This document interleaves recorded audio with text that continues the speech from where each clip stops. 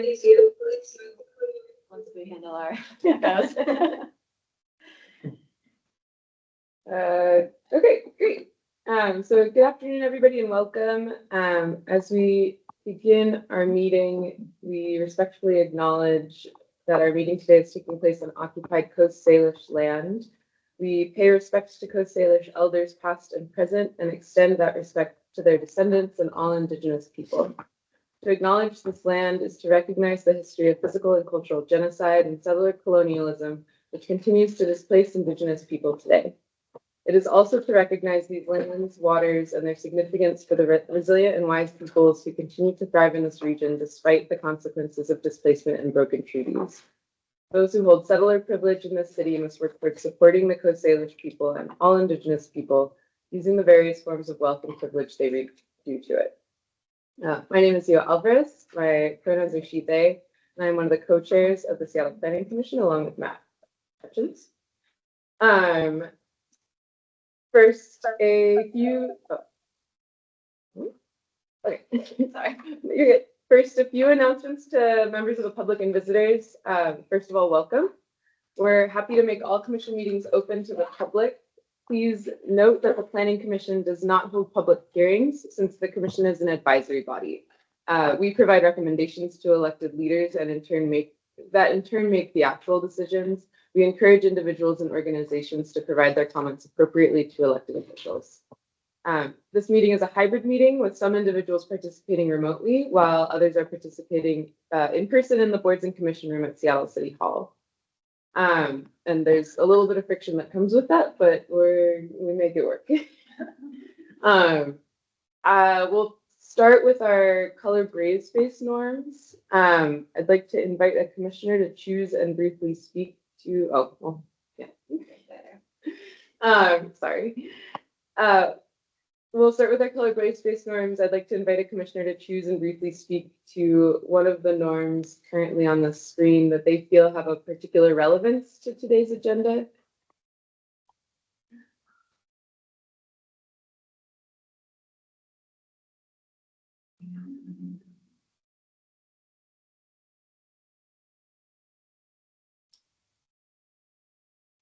I'm happy to go forward. Thank you. This. I'm going to go with putting relationships first, building community and racialized trust and care. The events in Minneapolis, be very thankful for the communities that we have and just how important it is that we stick together, stay together.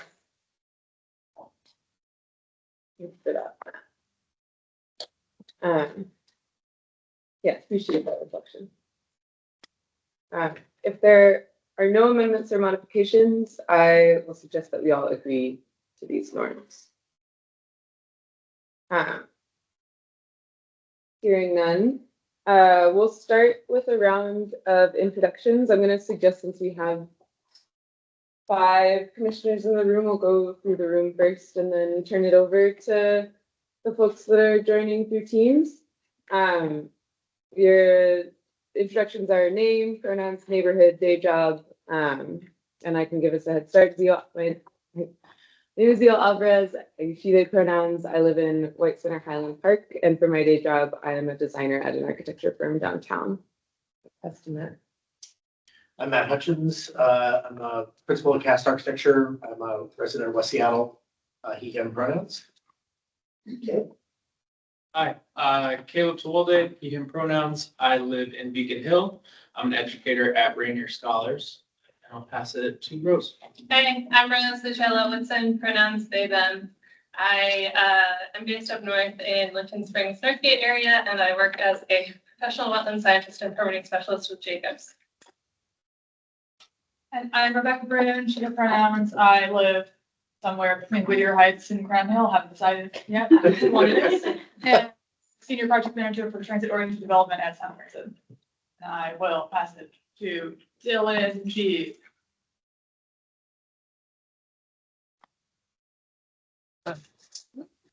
Hey guys, Dylan Glisecki, use he, they pronouns. I'm a few minutes from the room, so I'll be there in person in a second. But I am an architect and I live in Capitol Hill.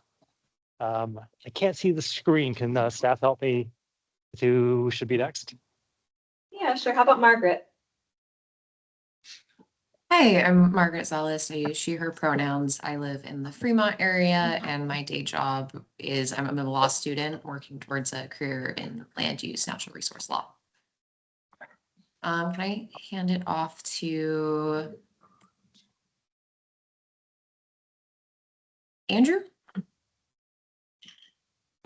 Yeah, hi, Andy Dannenberg, he, him, live in Northeast Seattle, and I teach at University of Washington in public health and urban planning. I'm not sure who's next. How about Deanna?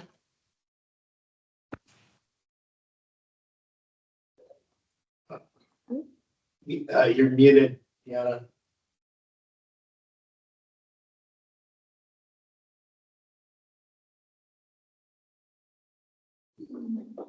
Looks like Deanna might be having sound issues. So how about Dylan Stevenson? And we'll circle back.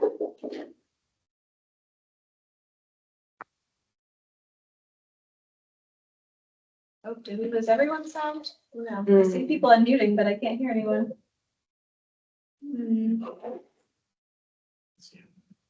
I can go. Anyone who's, okay, great. Hi, all. I'm Julia Janin Shields. I use she, her pronouns. I live in the Ballard neighborhood, and I'm a community planner focused on equity and engagement. And I'll pass it to Michaela. Good afternoon, Michaela Daffern, she, her pronouns. I live in Capitol Hill and I work on regional affordable housing policy and planning with King County. And I'll pass it to Rebecca. Oh, Rebecca's in the room and already went. Oh, So I- sorry, I'm looking at my list. How about? No worries. How about Cecilia? Yeah. That's on me, Michaela. Sorry.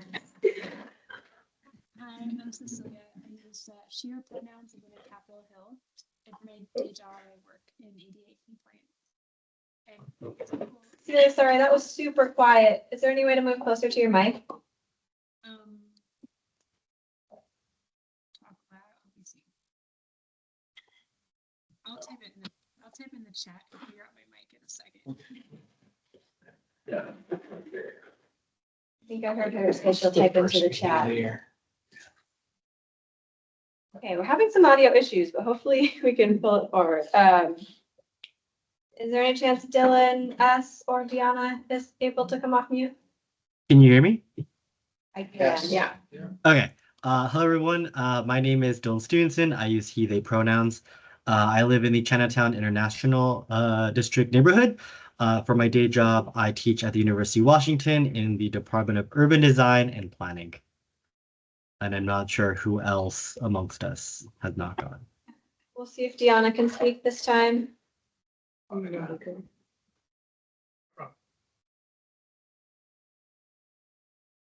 Deanna, if you're talking, we still can't hear you. You might want to try to leave and rejoin. That might fix it. So yeah, I think Radhika is last. Hi everyone, I'm Radhika Nair. I use she, her pronouns. I live in Wedgwood in North Seattle, and in my day job, I'm an urban planner. Thanks, everyone. And I see Cecilia put in the chat that her mic's not working, but her name is Cecilia. She uses she, her pronouns and lives in the Capitol Hill neighborhood and works in ADA. I just readmitted Deanna, so maybe she can try again. Awesome. Thanks, Robin. Working now, Deanna? Her mic is unmuted, so I'm not quite sure why it's not working. All right. Sorry, Deanna. Keep trying. You could always email me. Maybe I can help try to troubleshoot with you as we go. Hopefully you're able to talk at some point during the meeting. I think that's everyone for intros though, so I will pass it back to my section next. Well, it's for Scott. Oh, staff. Robin, you want to introduce yourself? Sure, and I'll just note that Deanna put her introduction in the chat. Robin McGonigal, I live on Vashon Island. I use she, they pronouns. And I'm staff to the commission. I'll go. I am John Hoy. I use he, him pronouns. I'm here in the room and I'm staff to the planning commission. Thanks, John. And I'm Olivia Baker, she, her pronouns, also staff to the planning commission. And filling in on the staff portion of the announcements and such for today within Vanessa's absence. But I think I'll pass it back to Zio first. Great. Yeah, so on our agenda today, we have 3 items. We'll have a briefing on the Climate Action Plan progress report from the Office of Sustainability and the Environment, a briefing on the draft downtown Subarea plan from the Office of Planning and Community Development, and then we'll end with some commission business. Our first item, though, is to approve the minutes from our November 13th, 2025 meeting. So I'll ask for a motion to approve the minutes. I'll move. Looking for a second. So Matt motions, Rebecca seconds. Are there any changes or amendments to the minutes? Hearing none, all those in favor? Aye. Aye. Aye. Any opposed? And any abstentions? Great. So our upcoming commission meetings, our next Land Use and Transportation Committee meeting is scheduled for next Thursday, January 15th from 7:30 to 9 online. 8 from 8 to 9 a.m. online via the MS Teams platform. And our next full commission meeting is scheduled for Thursday, January 22nd from 7:30 to 9 a.m. And then I'll hand it over to Olivia. Great, thank you. So as Zio noted, this is a hybrid meeting being held both in person and via MS Teams. And I'm going to review the format of the meeting. During the meeting, there will be opportunities for questions and comments from commissioners. We will be using the chat function of MS Teams for all commissioners to join the discussion queue, including those joining the meeting in person. And I'd like to remind commissioners that the chat function is not for substantive discussion, but rather just to be recognized to speak. That way our members of the public can get the full discussion. The next thing that we'll move into is public comment. So there are 3 different ways to provide public comment. You can do so in person here in the boards and commissions room.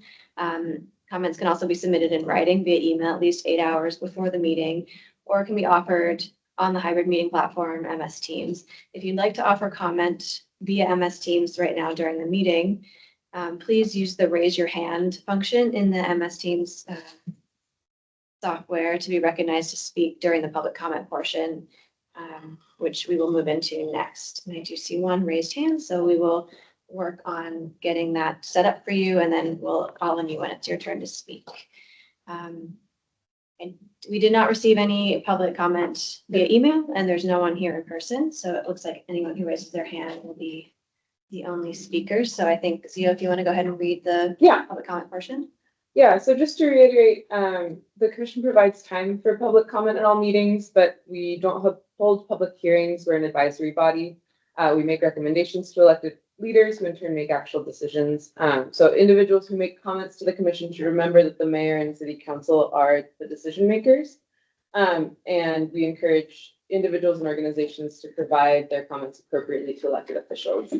But at this moment in time in our meeting, I'll invite individuals in the audience to offer public comment. Please keep your comment to 2 minutes. And I think, Olivia, you can take folks off. Yep, so it looks like we just have 1 person raising their hand, Steve. And so I promoted you to be able to unmute yourself. So when you're ready, go ahead and unmute Steve, and you'll have 2 minutes to speak.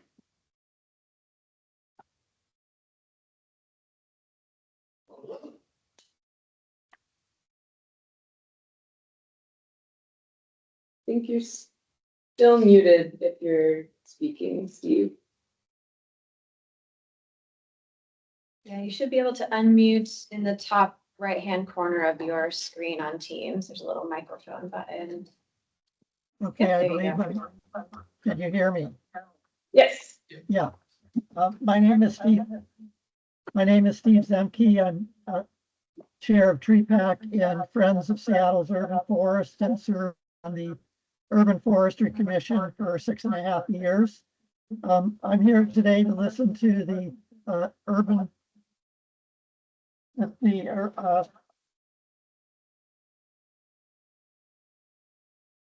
one of Russ's concern about the inclusion of the urban forest and trees in the climate action plan, and urge you to, consider that as being one of the issues that you address as a commission. Thank you for your time.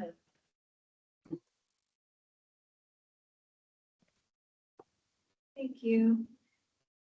Is there anyone else, any other members of the public who would like to give public comment? Please go ahead and raise your hand.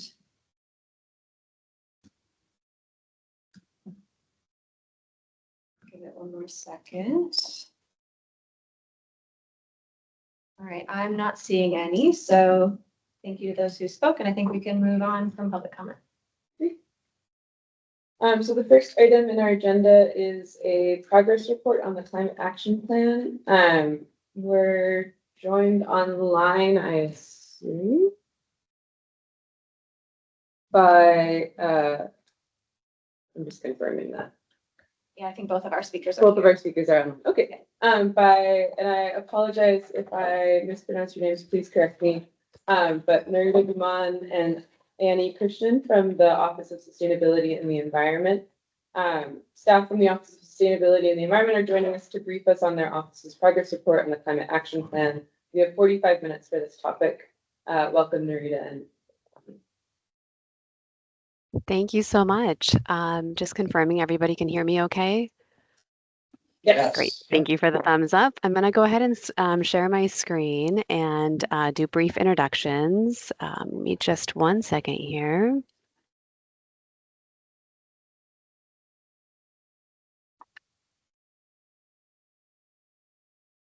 Almost there.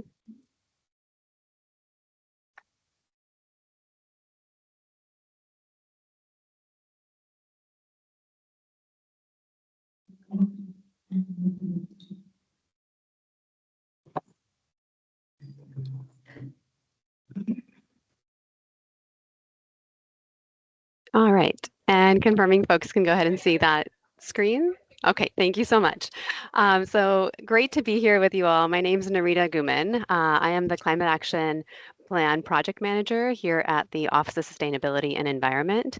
And I'm joined by my colleague, Ani Krishnan, who is the Climate Data and Policy Manager. We're both here to present about the Climate Action Plan and the progress report that was recently back in October, I guess not so recent now that we're in 2026, but released not too long ago. So I'll start us off by talking a little bit about the Climate Action Plan, or the CAP for short, and then pass it over to Ani, who will dive into the progress report. I already just went over that agenda, so we'll dive right in. So the Climate Action Plan was originally created back in 2013, and an executive order was issued last year to update the plan and really modernize it to meet the needs and urgency of the climate challenges that we have today. There's 3 primary deliverables of the executive order. The first is the progress report that we will dive into pretty deep here in just a moment. The second deliverable is updating the Climate Action Plan itself, so that'll serve as the new and revised plan, and we'll also be creating a tracking framework as to understand how we are going to track and monitor the actions that are newly developed.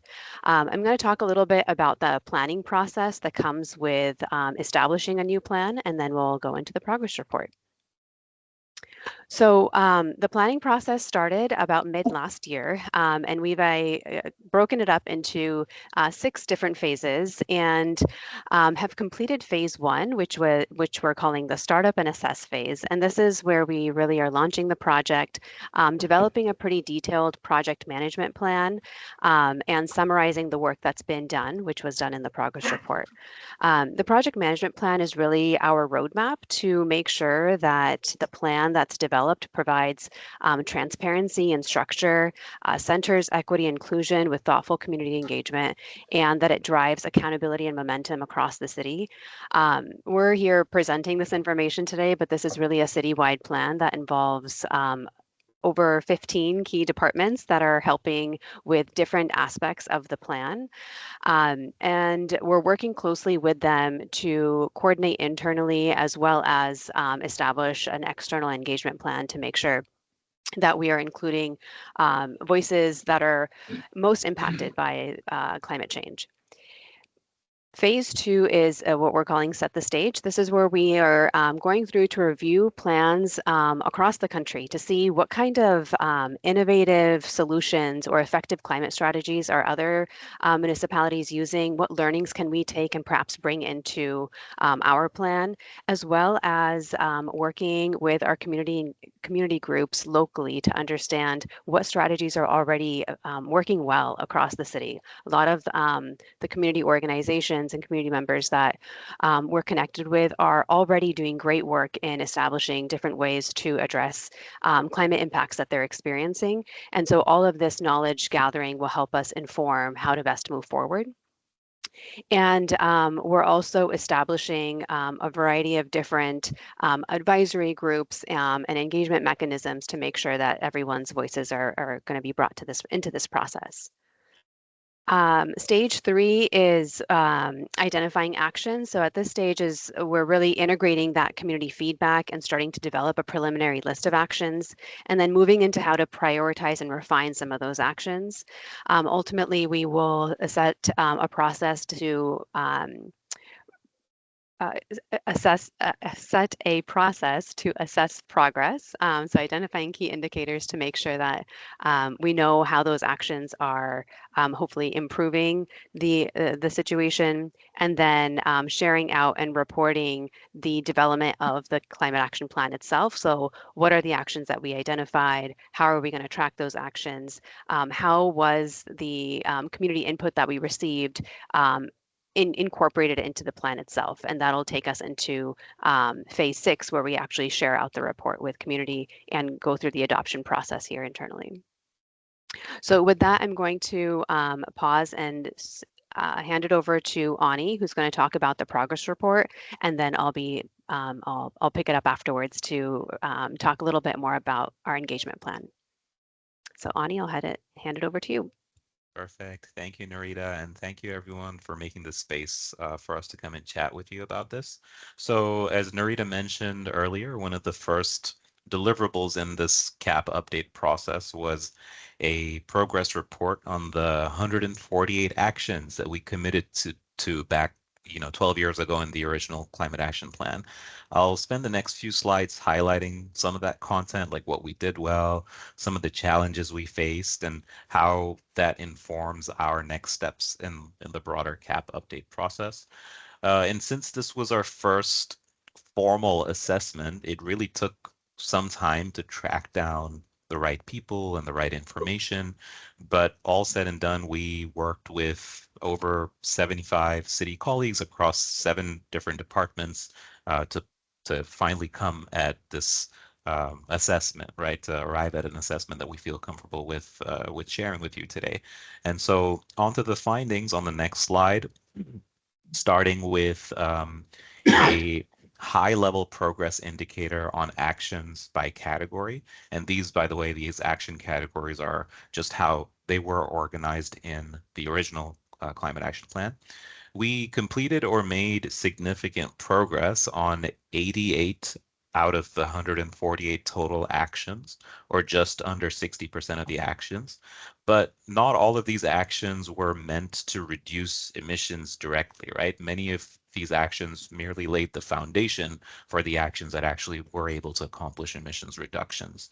And then on the next slide, here are some, it's not a comprehensive list, but just some of the things that we did really well as a city.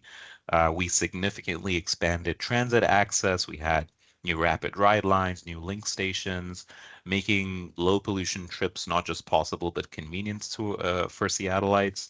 We also leaned into smart growth. We had more than 60,000 housing units that went into our urban centers and villages, which supported walkable neighborhoods and reduced car dependence. Our commercial energy codes are amongst the best in the nation. And our emissions performance standards for commercial buildings are projected to cut emissions by 27% by 2050. And then we've also been leading the country on reducing food and construction waste, leading to one of the biggest percentage drops in waste emissions since our 2008 baseline year. And we've further invested tens of millions of dollars in the lower Duwamish Valley. This is work that's been nationally recognized to help prevent flooding and plan for sea level rise.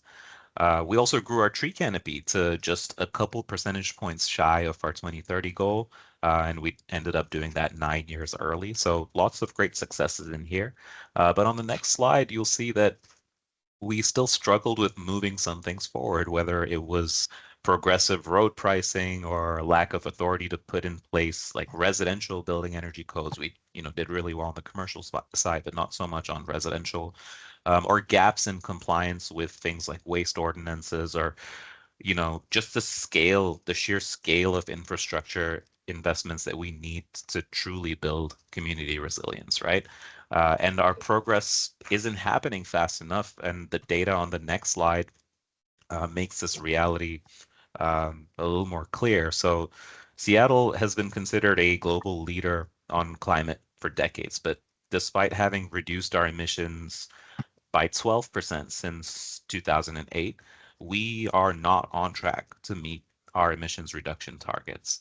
We need to be going 10 times faster than our current annual average if we want to hit that 2030 interim target before we get to net carbon neutral by 2050. And more importantly, I think this inventory, the data that you're seeing here from the inventory, only captures part of the impact that we have as a city, right? Because think back to those successes I just named a few slides ago, like mobility, homes near opportunity, community resilience, tree canopy. Most of those things don't really show up in this data, and yet this is our primary way of measuring climate progress and how we report back on climate progress. And so as we look ahead, if we go to the next slide, Narita, we miss out on some of those important community outcomes that we ought to be tracking along with emissions reductions. So what that means for us is that as we move into this CAP planning process, we really should be focusing on scaling what works, right? The actions we know have a high impact and we know we can do well, while finding creative solutions to the barriers that we faced and really focusing on transformative action that is a collaboration between not just multiple city departments, but our community partners, regional partners, and so on. And then really think about how we can elevate and positively influence the other outcomes that we know our constituents and our communities care about, right? Health, resilience, safety, affordability, economic development, and racial equity. And we need better systems and tools to do that well. And I think that concludes my portion of the slides, Narita. I'm handing it back to you. Thanks, Ani. So in summary, there's a lot of work to do, and we're working with a lot of partners to get this done. So internally, we are, I think I may have, there we go. We're working with, we're organizing ourselves in a few different ways to make sure that this really is a citywide led process. So we've got a planning team that is housed within the Office of Sustainability and Environment. And we also have launched a climate action work group. This is about 50 subject matter experts across 17 departments that are going to come together to help create a lot of the actions and the plan itself. So they'll be bringing in expertise from there, a variety of different knowledge areas, many that Ani mentioned, but in addition, we'll also be adding knowledge areas that are specific to public health and talking or focusing more on near-term transportation goals and adaptation. And in addition to that work group, we are also working with the department leaders. So we have set aside a directors forum and this group is going to be working with us in lockstep to make sure that the actions that are being developed, the ideas that are coming to surface are feasible and doable and prioritized for the individual departments. And we're also working really closely with our mayor's office and city council, and from the community side, working closely with the Green New Deal Oversight Board. And establishing a green ribbon panel, which will serve as a external advisory body that will include representatives from a variety of different knowledge areas from around our community, whether that's academia, philanthropy, healthcare, and these folks will provide their input similarly to these other groups to make sure that the plan reflects priorities from a wide range of audiences. And we also are working with a group of consultants to help make this plan happen. From the engagement side of things, this word cloud that I flashed earlier just kind of showcases that in addition to the project management plan that's helping us guide the process, we also have a pretty robust communications and engagement plan that's going to come online soon. And this word cloud just kind of represents all of the different organizations, communities that we hope to engage as a part of this process, and are making sure that we really do prioritize the lived experiences of those being impacted first and worst by climate change. And I'll highlight a couple of those engagement strategies, some which have already started and others that'll come online later this year. We've held a number of community assemblies, which are really partner-led forums that includes or in partnership with specific communities. This one on the right is a assembly we had with youth from around the community late last summer, and they had fantastic ideas on ways to address the impacts that they're feeling when it comes to climate change. Similarly, we held another assembly with Rising Tides, which is an Indigenous-led organization on the same topic. And we're in the process of putting those reports together, and we'll share back out with everyone in terms of what ideas came from these community assemblies. And that's just one of our engagement strategies to make sure that frontline voices are being prioritized. We'll also be working to host events throughout the city over the spring and summertime, with a goal of having our climate action plan update done by the end of the year. So we've got it just about less than a year now to work with all of you and a variety of members from around the community to make sure that we can get the plan completed, get it done. And so we'll be working closely with everyone to do that. I mentioned that we have a work group that we've kicked off. We literally just did that right before the holidays, and it include representatives from a number of departments, and everyone kind of came together to really understand the work that we have in front of us. I think that we were joined by two partners. One was the UW Climate Impacts Group and our partners over at Seattle Public Health King County, and they really helped just kind of showcase their expertise in terms of the climate impacts that our region is facing, and really set a foundation for what those challenges are. And we walked away from that summit to really understand that the changes and ideas that come up really need to be system-wide, and that we need big, bold action in order to meet some of the challenges that Ani just highlighted for you. So we will continue to align departments around what some of these solutions are and advance some of these proposed actions through this plan. So that wraps up our presentation. I will hand it back over. I think we have some time for questions if folks have any, but that's the end of our presentation. Thank you. Michaela, do you want to voice your comment in the chat? Yes, I was eager to see a link to the progress report that was hyperlinked on one of your slides, Ani. Could you drop that in the chat? Yep, I just did Thank you. that.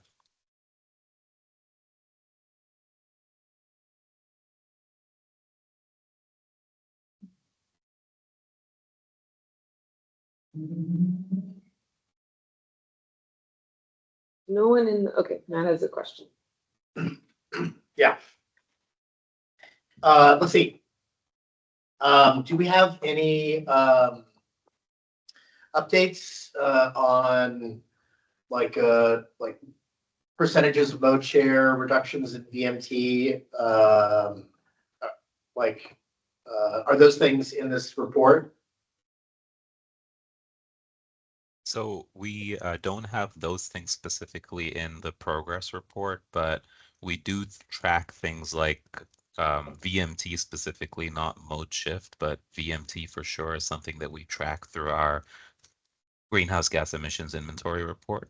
So part of one of the challenges that we faced in doing this this progress report was uncovering that, you know, one, this was a plan that was released in 2013, but here we were, you know, 12 years later doing the first formal assessment of the plan.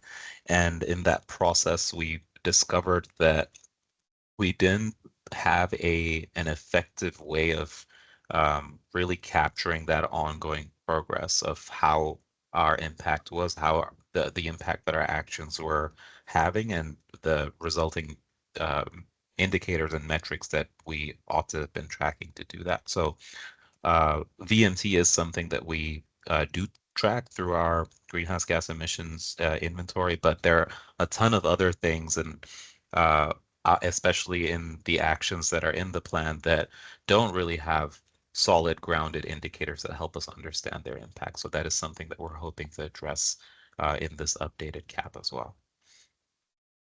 And I just had one follow-up also, is that in the key findings, that slide, there's really nothing about cars, about car dependence, about auto-centric planning, about increasing mass transit. And I'm curious why that's not there. Yeah, it's a good question. I think we do actually have something about the impact we've had on improving mass transit. But the car-centric thing is definitely something that we're looking at. It's again part of one of our data gaps, right? Like what data sources exist out there that we could reliably count on to understand our reliance on vehicles, how our trips are changing, right? Like every trip taken in a single occupancy vehicle looks very different today than it did 10 years ago or 12 years ago. So what are the data sources that we can rely on to reliably track that information? So those gaps are noted, and I'm glad you brought those up, and those are things that we're hoping to address in this update as well. Michaela? Yeah, so Michaela Daffern, and I work for King County, and I have the pleasure of stewarding an action plan related to housing. That's a region, oh, sorry, my camera's not on. That is region-wide or county-wide. And so this presentation has my wheels spinning a little bit. I noticed so much of your engagement and consultation is really focused on internally with the city. And I know that oftentimes jurisdictions want to commit to achievable goals, not actually what it will take to reach the end goal. And so there's a lot of like politics that gets into the mix as you're working towards your final plan, in terms of what's going to end up in the plan. And so I also appreciate that you're doing engagement with external partners. That is fantastic. And I think I heard at the top that there is a commitment to reporting back to communities on how their input is reflected in the final plan. And I just think that piece is extremely important, because it's not just Seattle that is going to help us address our climate challenge. It's going to be the federal government, the state, county government, our transportation. We have Sound Transit involved. But we also have folks on the ground who are impacted by the climate crisis disproportionately. And so I strongly encourage you to listen to a wide range of diverse perspectives. If that means you need to slow down your time frame a little bit, great. And then when you're doing the internal coordination, I want to encourage you also to prioritize deep coordination around how your plan is going to implement other plans that the city has just adopted. And so the city just adopted a comprehensive plan. They, out of sync with that process, adopted a transportation plan before the comprehensive plan. And I think we as commissioners observed some missed opportunities there to make sure that like the way we were growing as a city with our homes and our jobs, that was addressed in the comprehensive plan, that we weren't syncing up as well as we could have around how we were moving people throughout the city to those homes and those jobs and then throughout the region. And the climate crisis is going to be both how we grow as a city and how we move people around are key ways that we can reduce our carbon emissions and play a role in addressing climate change.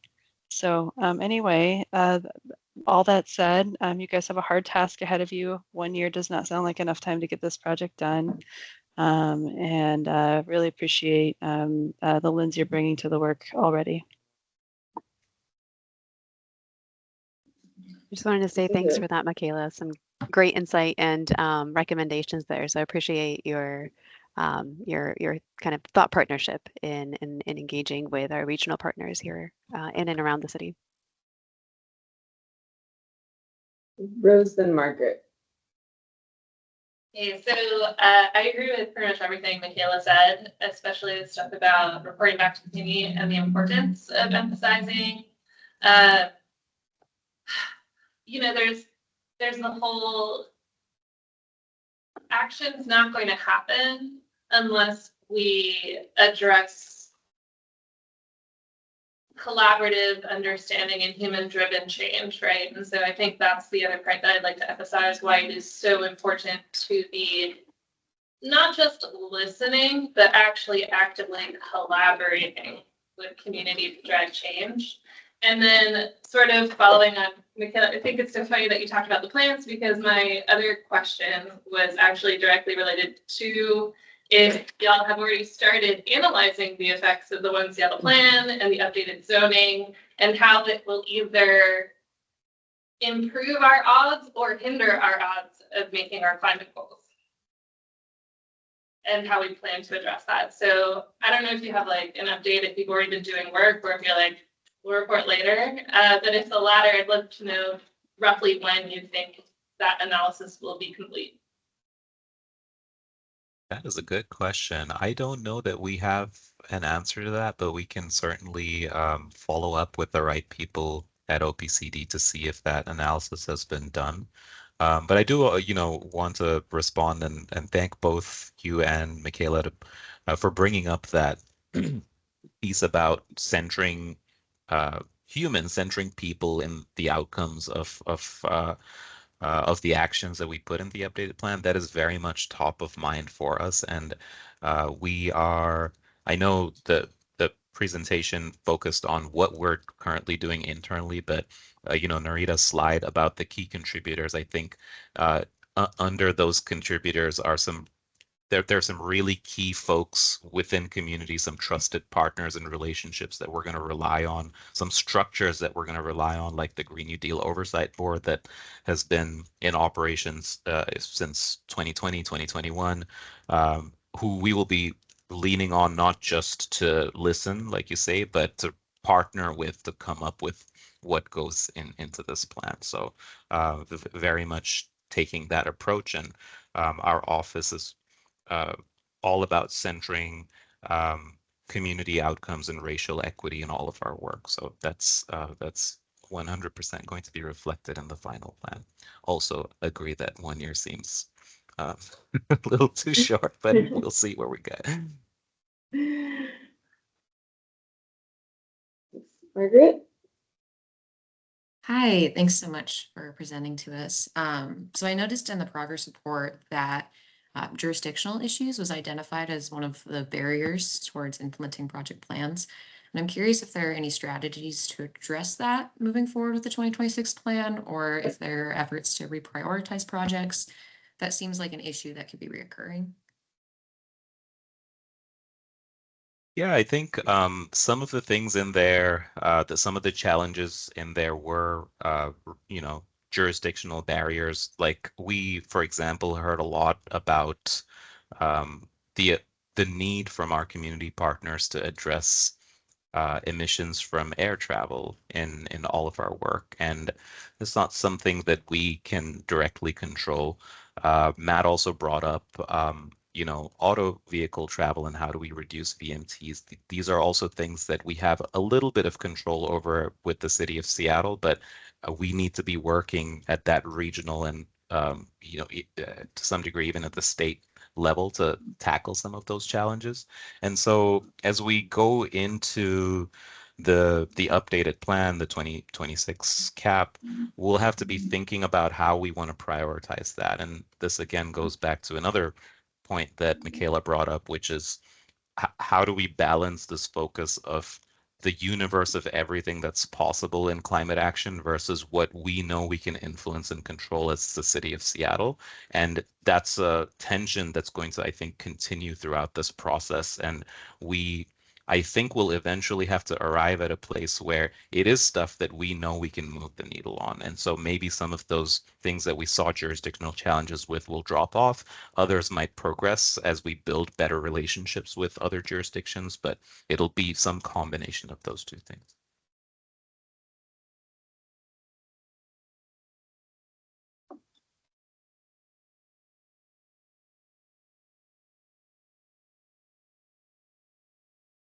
I have another question related to what the update is going to do in terms of goals, where the city is either appearing to not be able to make progress due to items not in control, or in areas like with trees where it sounds like canopy goals almost been reached.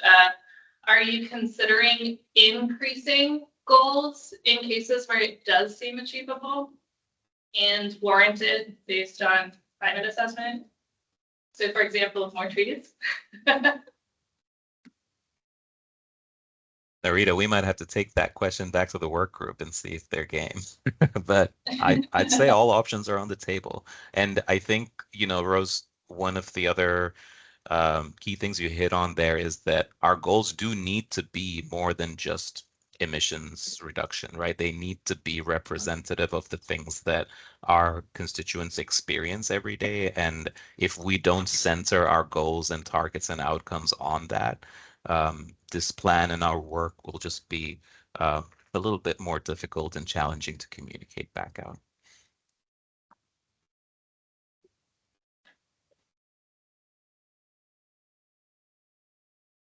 Looks like Dylan's next. Thank you for the presentation. It's really nice to get an update, just to understand kind of where things are at. And there's so many things you guys are trying to cover with this. It's really impressive how many things you're keeping in your mind. And I'm going to get a little bit into the nitty gritty on one of them, just to kind of make this point. you brought up the win of building dense urban housing, which is definitely a big win. Reduces auto dependency. It's crucial. It's crucial to meeting these goals. Also brought up the win of increasing building efficiency, which is another great win. But we're starting to see, especially in a difficult economic climate, to start to compete. And I just want to make sure that there's a level of nuance that's a part of these goals. And the idea of just hitting building efficiency to the very end can sometimes start to conflict the ability to actually build a building and keep the cost constructible.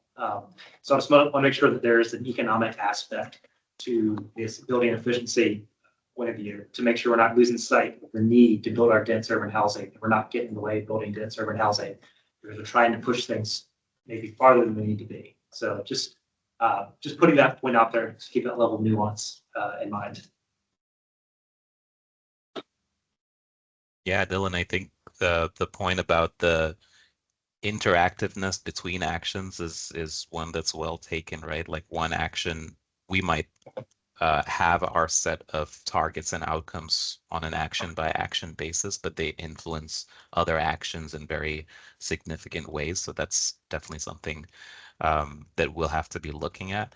And specifically around building energy efficiency and decarbonizing buildings, as we like to call it here at the city.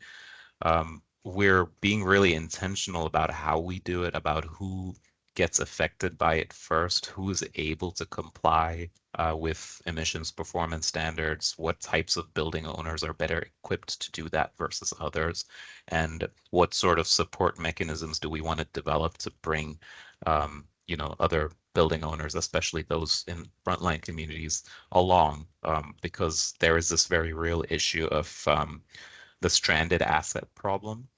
So if we get everyone to electrify and decarbonize their buildings using heat pumps and so on, all of the remaining customers who still use gas have to share a bigger burden of those fixed costs. And the folks who those end up being the folks who couldn't afford to switch over to electricity. And so we're exacerbating an equity issue if we continue to do that. And those are the kinds of considerations that we will most definitely be keeping in mind.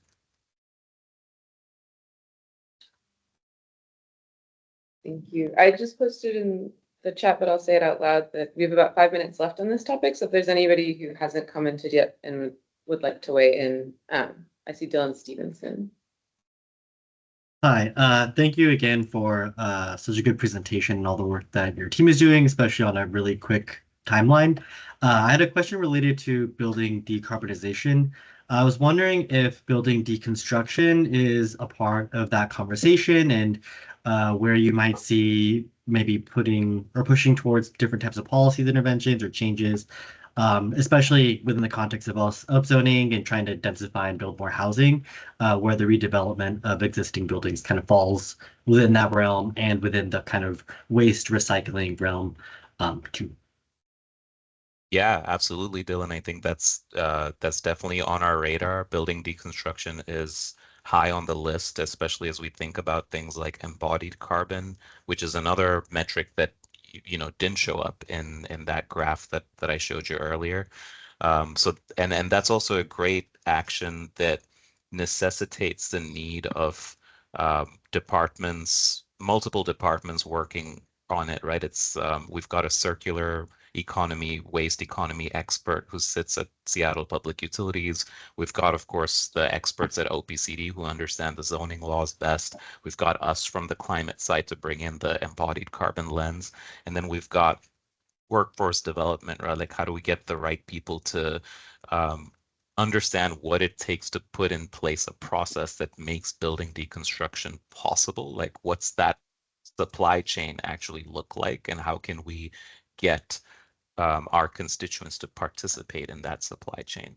So that's one action, and that's how complex it can get. So yeah, we're excited for it, though. We're looking forward to really diving in and understanding some of those considerations.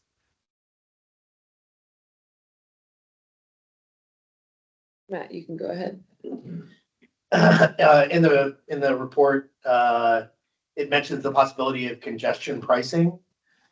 Since we just recently saw some feedback of 1 year of New York's the success of New York's congestion pricing after a year. Is there increased, I guess, interest in instituting that here? I see it's in the menu, but as we're making a plan, is it rising to the realm of the real? It's a good question. It's been something that we had been looking at for quite a few years, but didn't gain traction for a variety of reasons. I think it will continue to be looked at. Some of the challenges, though, with congestion pricing policy is that one, of course, you've got the benefits, which is we're reducing VMTs in our downtown core by implementing something like that, whether it's specific neighborhoods or more broad than that. But I think what has held us up and what gives us pause is the fact that we don't have a good understanding of who will be most impacted if we implement a policy like that. Are we, you might say like, oh, not you specifically, Matt, but anyone could say like, oh, that's going to encourage people to just walk to work and live closer to their workplace and just walk. But we're talking about an expensive city to live in and to rent in and to buy a home in. And so a lot of the folks who are going to be most affected by this are the folks who can't live in Seattle and have to drive in from our neighboring cities and towns. So if we implement a policy like this, are we, again, placing an undue burden on the communities who are most highly impacted by climate change? So those are some of the considerations that we have to think about. But to answer your question, Matt, I think it's still on the menu. It's still on the menu, and it still will be discussed. Thank you.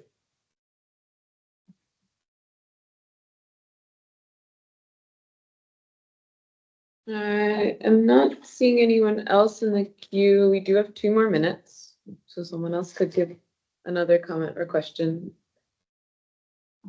Or we could give our guests 2 minutes back and push up our other guests by 2 minutes. I do have one other thing that I would love to see in this plan, which is the implementation of the low pollution neighborhoods.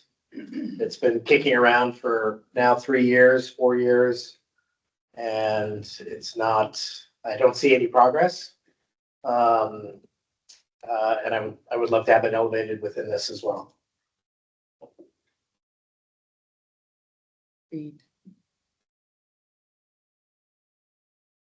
Okay.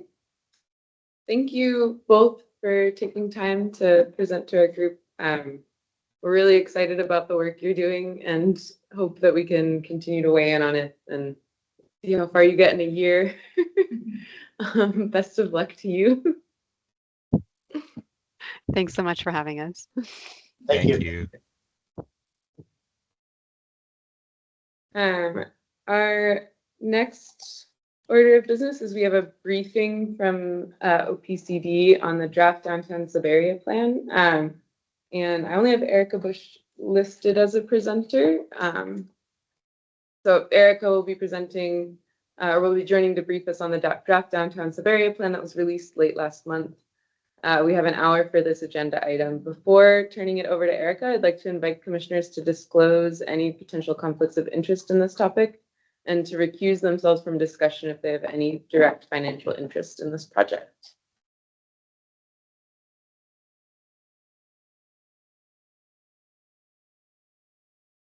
My firm's, hi, this is Radhika. My firm, Zero Workshop, has some conflict with the downtown Subarea plan, so I'll be recusing myself from the conversation.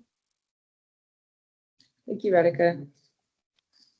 And with that, I'll turn it over to Erica and OPCD. You guys can come on up. Yeah. Do you mind if we shift your jacket over to the other side? Oh, yeah, for sure.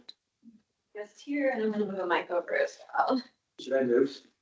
Fine, I You think. can just take all of the, no, you can be everybody else. You can get all of the placards. Hi, everyone. I also want to introduce Allison Miller. She is our new community planning manager, and so she's going to be joining us for this discussion. And I believe Rico Grandongo, our director, may stop by as well to set a little bit of the context for this plan work.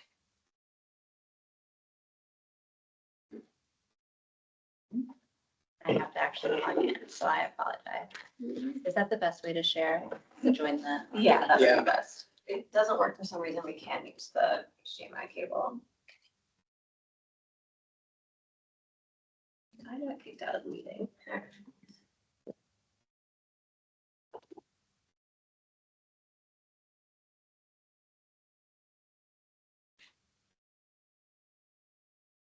I assume I could just stay muted and they can hear me on the, oh, great. You just don't join audio at all. It goes better that way. Fantastic. Okay, let's see if I can share here. Next question. And can everybody online hear? Okay. Can you guys hear me? Great. Yes. Fantastic. Well, as I'm kind of getting set up here, I will introduce myself. My name is Erica Bush. I've been with OPCD for a couple of years now and have been really focused on these regional center plans.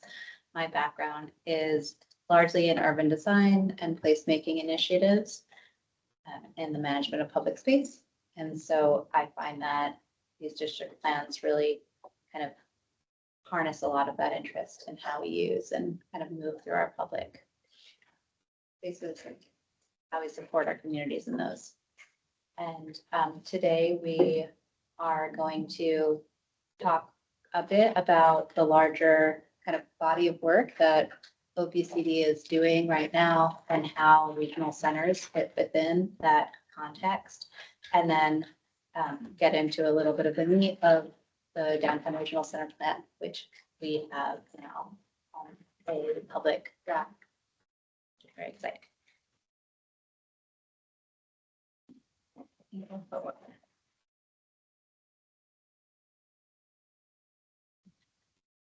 So we're going to talk about, again, also the comp plan, which you guys are very, very familiar with, and how regional centers fit into that, what our current timeline is for the regional centers plans and their adoption, and then some key elements of the regional center draft plan. I want to premise from the get-go that my focus here today is to encourage you all to engage with that draft plan. And so I will speak to some of the key elements, but we have a comment window and we would absolutely adore for the commission to have a chance to give your comments to us on the draft plan and its current state, and particularly on any topics that have been of interest to the commission over the last year that you feel would provide some insight for us as we move into the final construction of this plan.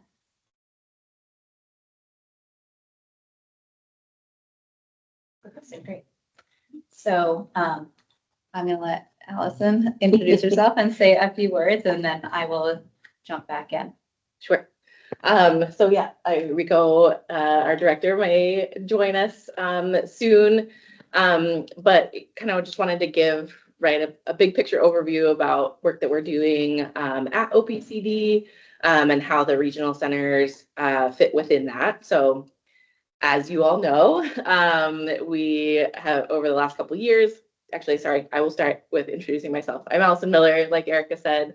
I am about 2 months into my new role as community planning manager at OPCD. I was born and raised in Seattle, but recently moved back after living in Tucson, Arizona for a while. So it's very exciting for me, getting up to speed with all of this regional centers planning work. And the comprehensive plan. So, have been engaged at OPCD in this comprehensive plan update.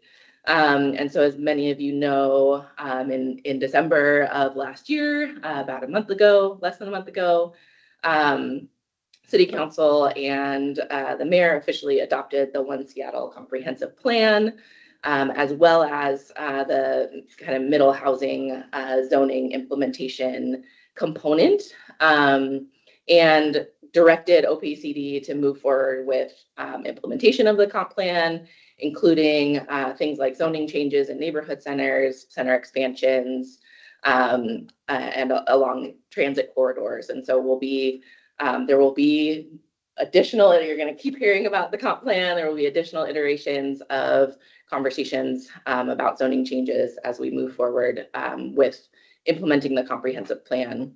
In addition to that, the comp plan outlines these sub areas. We're specifically kind of talking about two different kinds of sub areas that we are working on specific place-based plans for, and that will be adopted as amendments to the comp plan over the next 2 to 3 years. So those are regional centers. We have 7 of those, and manufacturing and industrial centers, of which we have 2. Just so you know, today we're kind of talking about the regional centers and where we are in that planning effort. But throughout, we kind of refer to and mention that there are also these MIC plans, and kind of will be referring to the timeline for those MIC plans as well. Did I miss anything? No, I think that's great. And stopped. This side, there we go.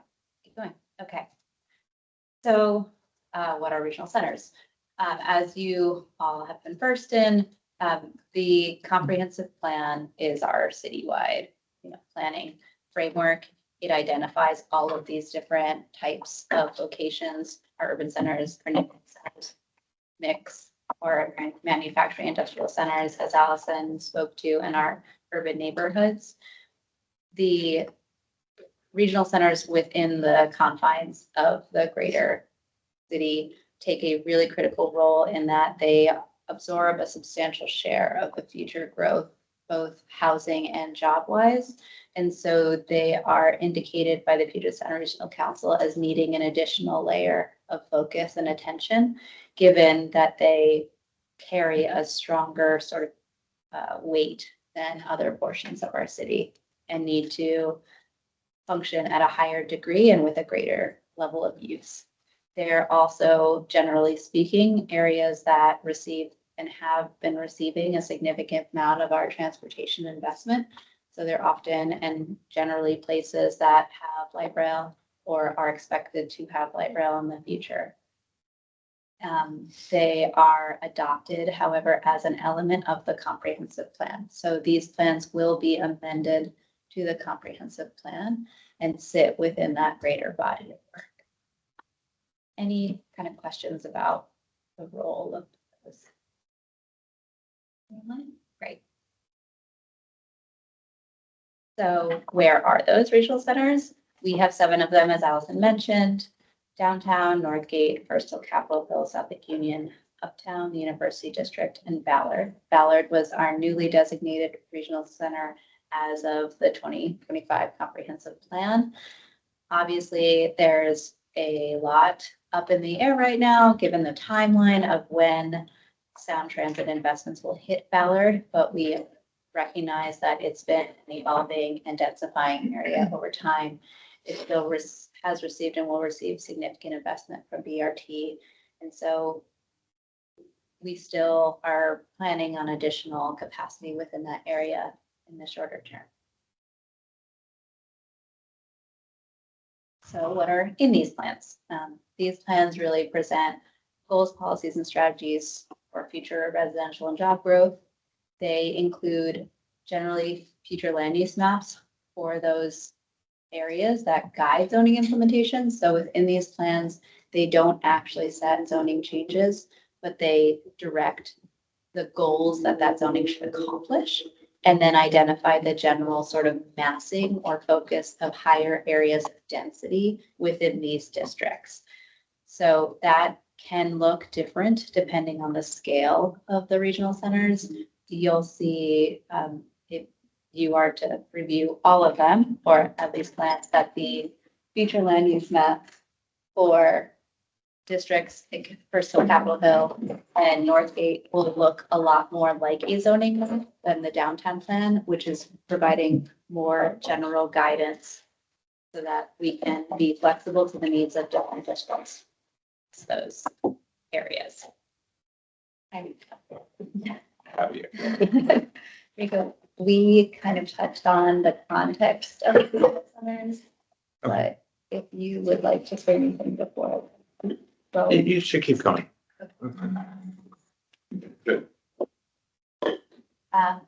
And then in addition to those future land use maps, they provide strategies and investments or dedicate sort of directions or give guidance on investments in housing, open space, capital facilities, transportation, related projects. So where the SCP might identify a key corridor for investment, when the regional center plans kind of circle back to these areas, they'll actually identify the projects associated with those key areas, which is a really critical element of these plans because they're also the body of work that then SDOT will point to apply for funding for those projects.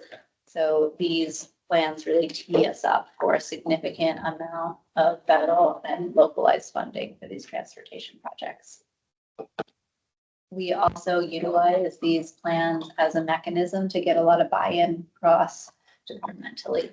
So there's a really rigorous interdepartmental review process, and we've had a very strong hand in the work with SDOT to ensure that the bodies of departments that are identified as the implementers of the policies we're identifying have been on board and are in agreement that these are things that they want to be a part of moving forward, knowing that OBCD kind of like sets the table, but they're all the ones that sort of create the meal and have to consume it themselves.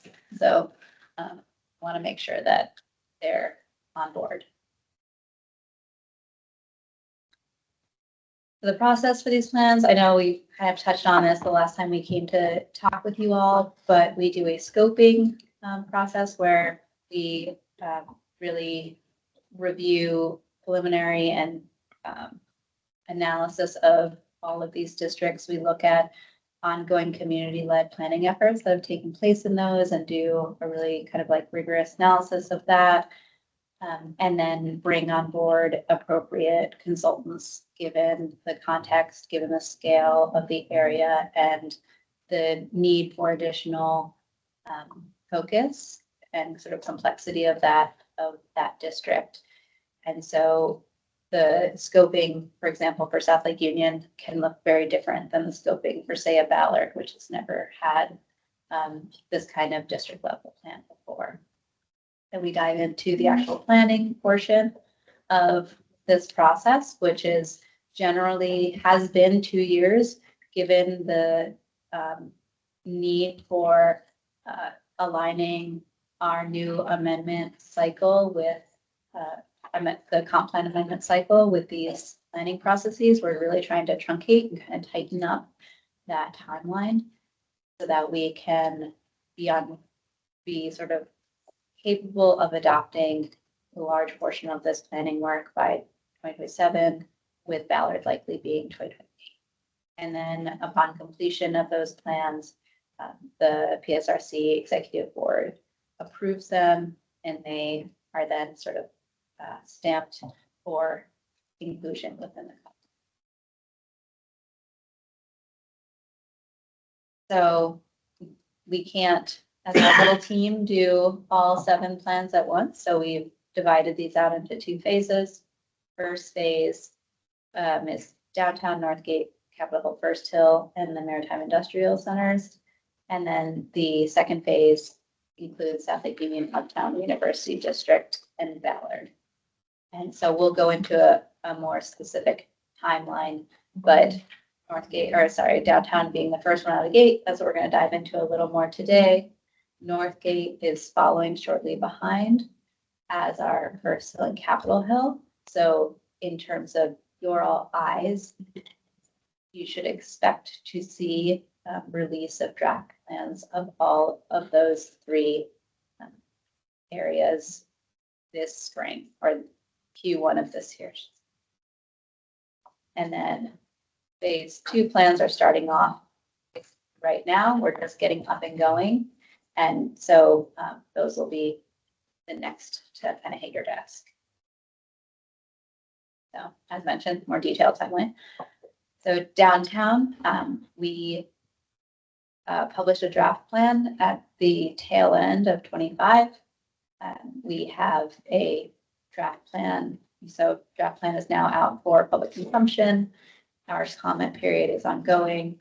Then we will be integrating those comments, making revisions, and producing a final plan really within the spring of 26.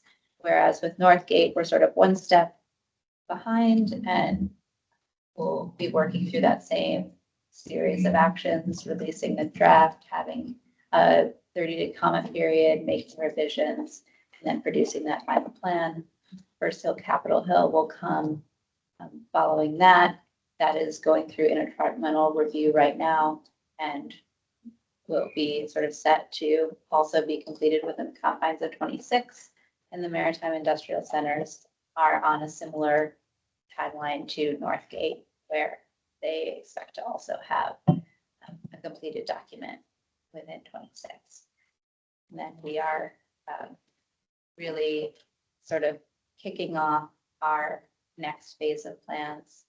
And they will be pretty much exactly a year behind the ones that we're doing right now, and then going through that same sort of schedule. So for your eyes, if the commission is able to review these plans, what we would be asking in terms of your view into that work this quarter, this sort of like beginning of 26, would then be repeated again in the beginning of 27, which is what we really want to kind of like take away from, or want you to take away from this in terms of our role that you would take.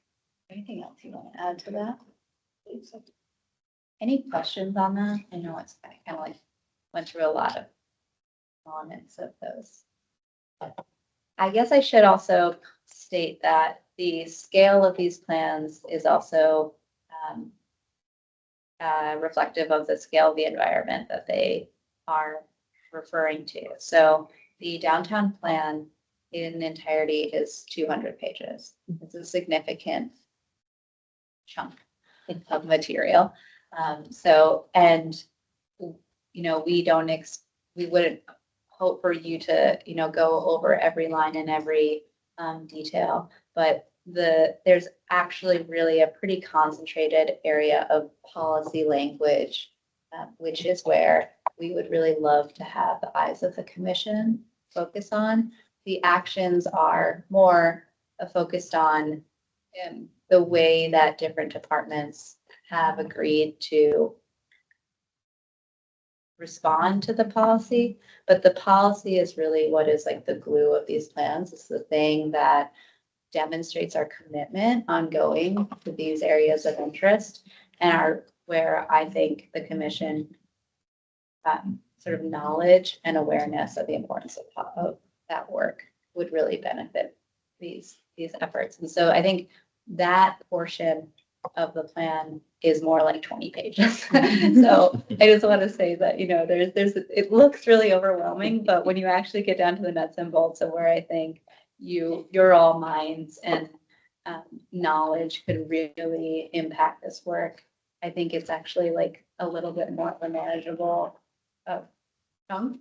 And then within that, if there's areas of interest for each of you, there's, you know, I'll talk about the sort of structure of the plan itself, but if there's folks who would like to look at just housing policies, or ones that just want to look at transportation, so on and so forth, that could also be maybe a nice way to break up that work a little bit so it doesn't feel daunting. Michaela, you have your name in the chat for comment. Oh, we can't hear. I think your headset mic is. Yes. Sorry. Hello. Can you hear me now? Yeah. Yeah. It's been a day for commissioners and tech and audio. At least we're alive. Okay, first, let's start with my comment, and it's kind of a question. So council towards the end of last year took action to upzone part of the MIC in Soto and allow housing. And the Growth Management Hearings Board, the port challenged that decision, and the Growth Management Hearings Board invalidated some of the zoning changes that happened, and found it that it was inconsistent with the city's comprehensive plan as well as the countywide planning policies. And I know that the commission, the Maritime Industrial Strategy Work Group that developed all of that vision for that work have all consistently provided feedback contrary to the decision that council made. And so it's been remanded back to the city. I'm sure the city is working on it.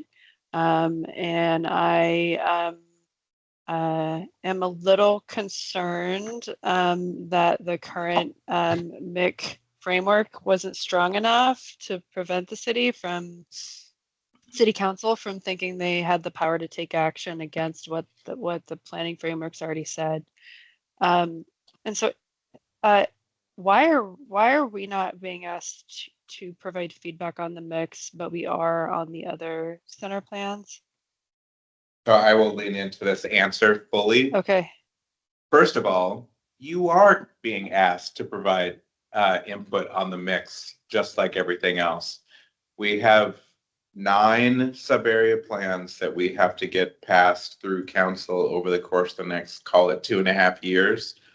We're trying to do, I believe it is 4 this year, 4 next year, and 1 in 2028, i.e. Ballard. And so we will be bringing the 2 MIC plans to you, just like all the others. I got it. And maybe misunderstood that comment from Erica. I want to ask a question before I clarify the other point that you made. Yeah. I assume that there are no AI recording devices happening right now. No, but the meeting is being recorded and we post them on YouTube. Okay.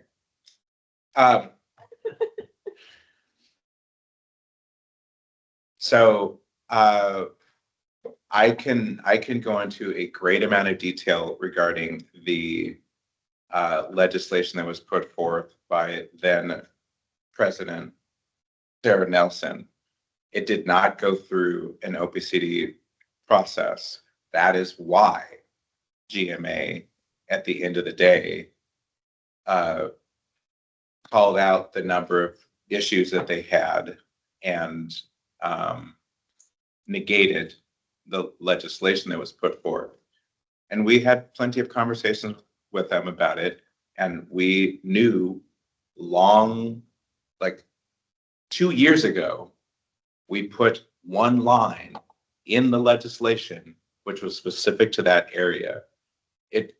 That rejection by GMA was specific to one line of legislation that got blown up into 6, 7, 8 months of very unfortunate back and forth in the public realm related to issues that we had already resolved in our industrial and maritime work. So this was not about work not having been done well by OPCD or the city or process or community engagement or 200 stakeholder meetings or the 11 strategies, or I can go on. It was solid work. It is solid work. We are still working off the foundation of that solid work related to the South Downtown interagency partnership and our work with Soto BIA and our work with Port of Seattle, et cetera, et cetera. So I feel like there's been a ton of misinformation about that legislation that was put forth.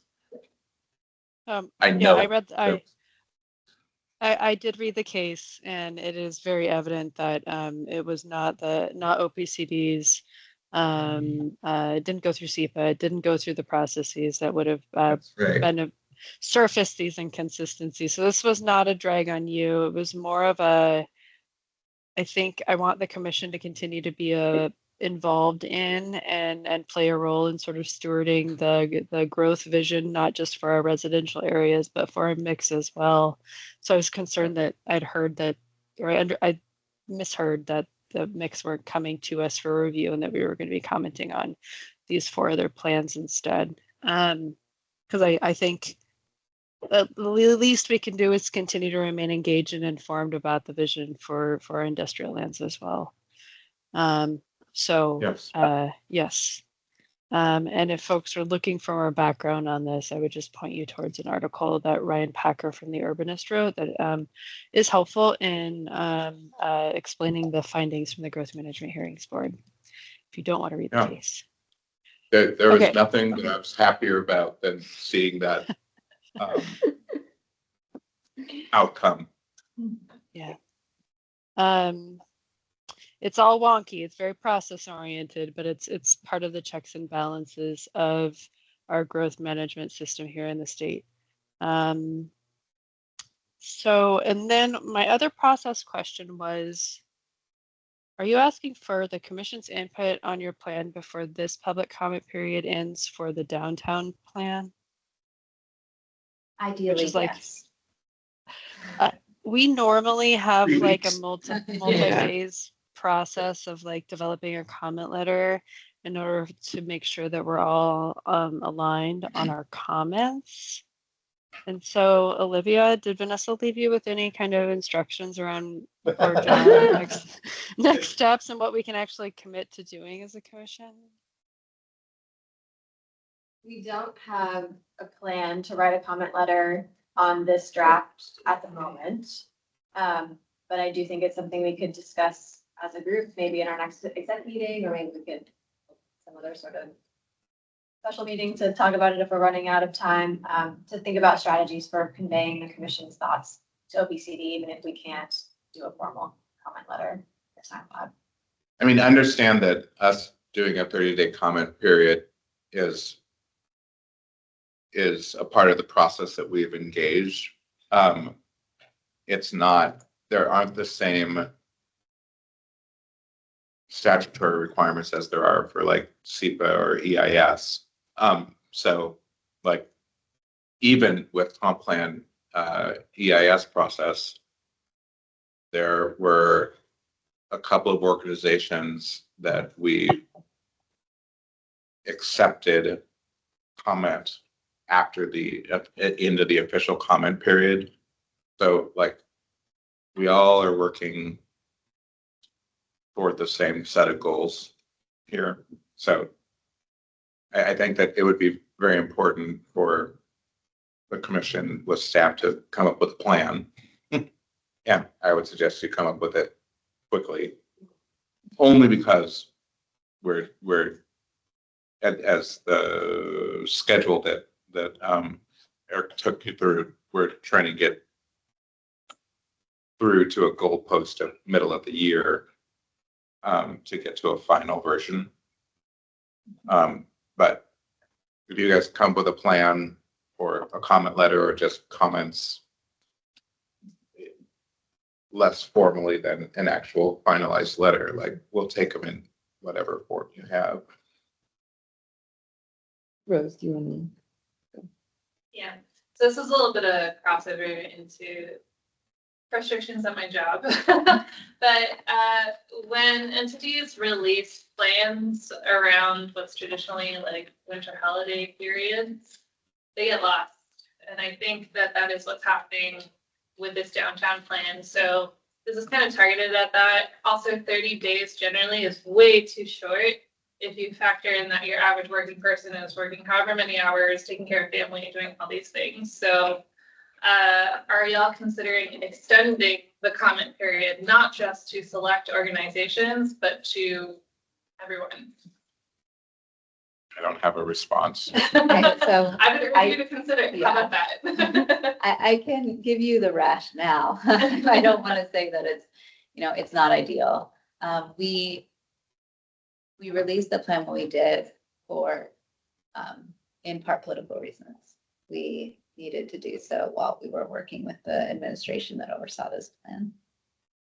And so it was imperative to the timeline that we released it when they were still in office. The timeline window is, to Rico's points, responsive to the need for us to complete a finalized plan.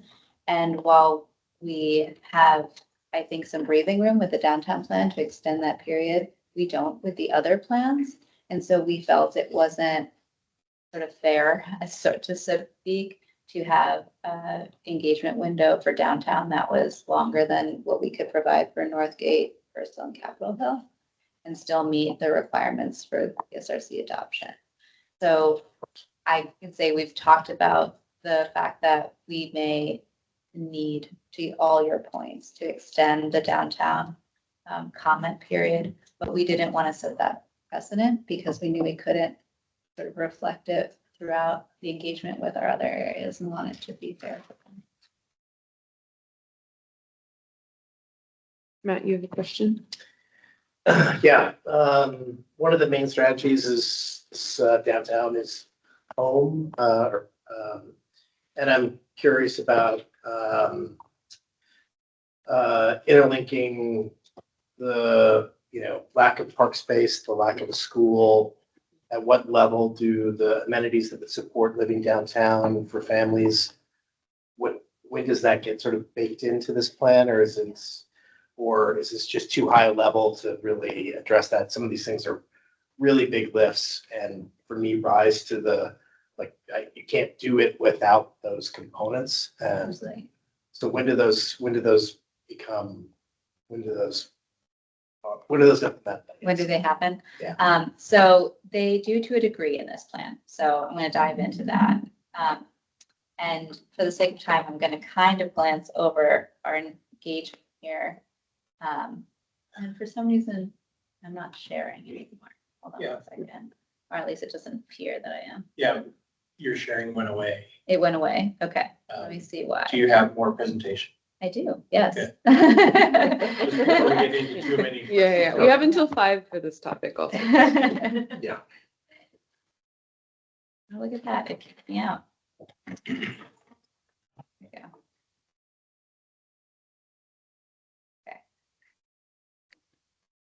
And while you're setting up, I did really appreciate that there's explicit connections with the Seattle Transportation Plan made in each one of these areas. Something that's missing from sort of that intentionality with the comp plan and the transportation plan, for those to be more interlinked through all the regional plans, through all the neighborhood centers. Oh wow.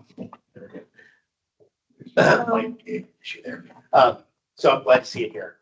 Yes, that was very, very intentional. From the start of this effort, before I was even on board, was to really infuse the SDOT team into these projects and the development of them, so that we could be pretty finite about how within these districts the intention and the identified elements of SDP could be realized and implemented.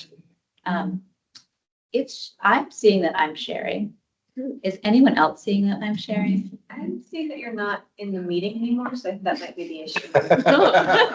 Who am I sharing to? Oh, maybe I'm in the wrong meeting. Oh, no. Let's see. Let's try again. You lost internet access, which happened to me earlier. Yeah, that could be it. I also just have like 17 different. Now you're back. I'm back. Yay. Okay. Okay. I think we're gonna get there. Yes. Okay. So I'm gonna kind of briefly touch on our level of engagement. We had, the ability with the downtown plan to have a very long and extensive engagement period, basically entailed an entire year of many workshops, many tailored stakeholder conversations around key topic areas, And we focused very much on youth and culture, and knowing that these are long-term plans and the folks who will benefit in large part from these are young today. And so, let's see if I can progress. Through all of those engagements, this is the vision statement that was drafted, and you will see in the draft downtown plan. We're really quite proud of this vision statement because within it are the elements of the plan itself. So I like to just read it, which is that in downtown Seattle, everyone feels welcome, safe, and calm. Around each corner, we find our way to and through spaces where every square foot is full of vibrancy, economic opportunity, and beauty. Together, we have found means of stewarding downtown, not just in the moment, but with a dedication and consideration for the next 7 generations.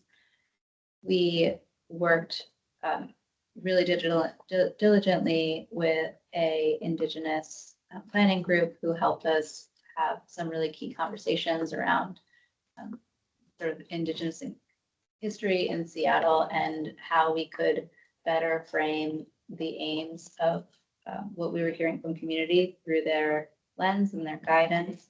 And I think to the point of how we tackle really complex challenges for making downtown livable, looking backwards can really help us.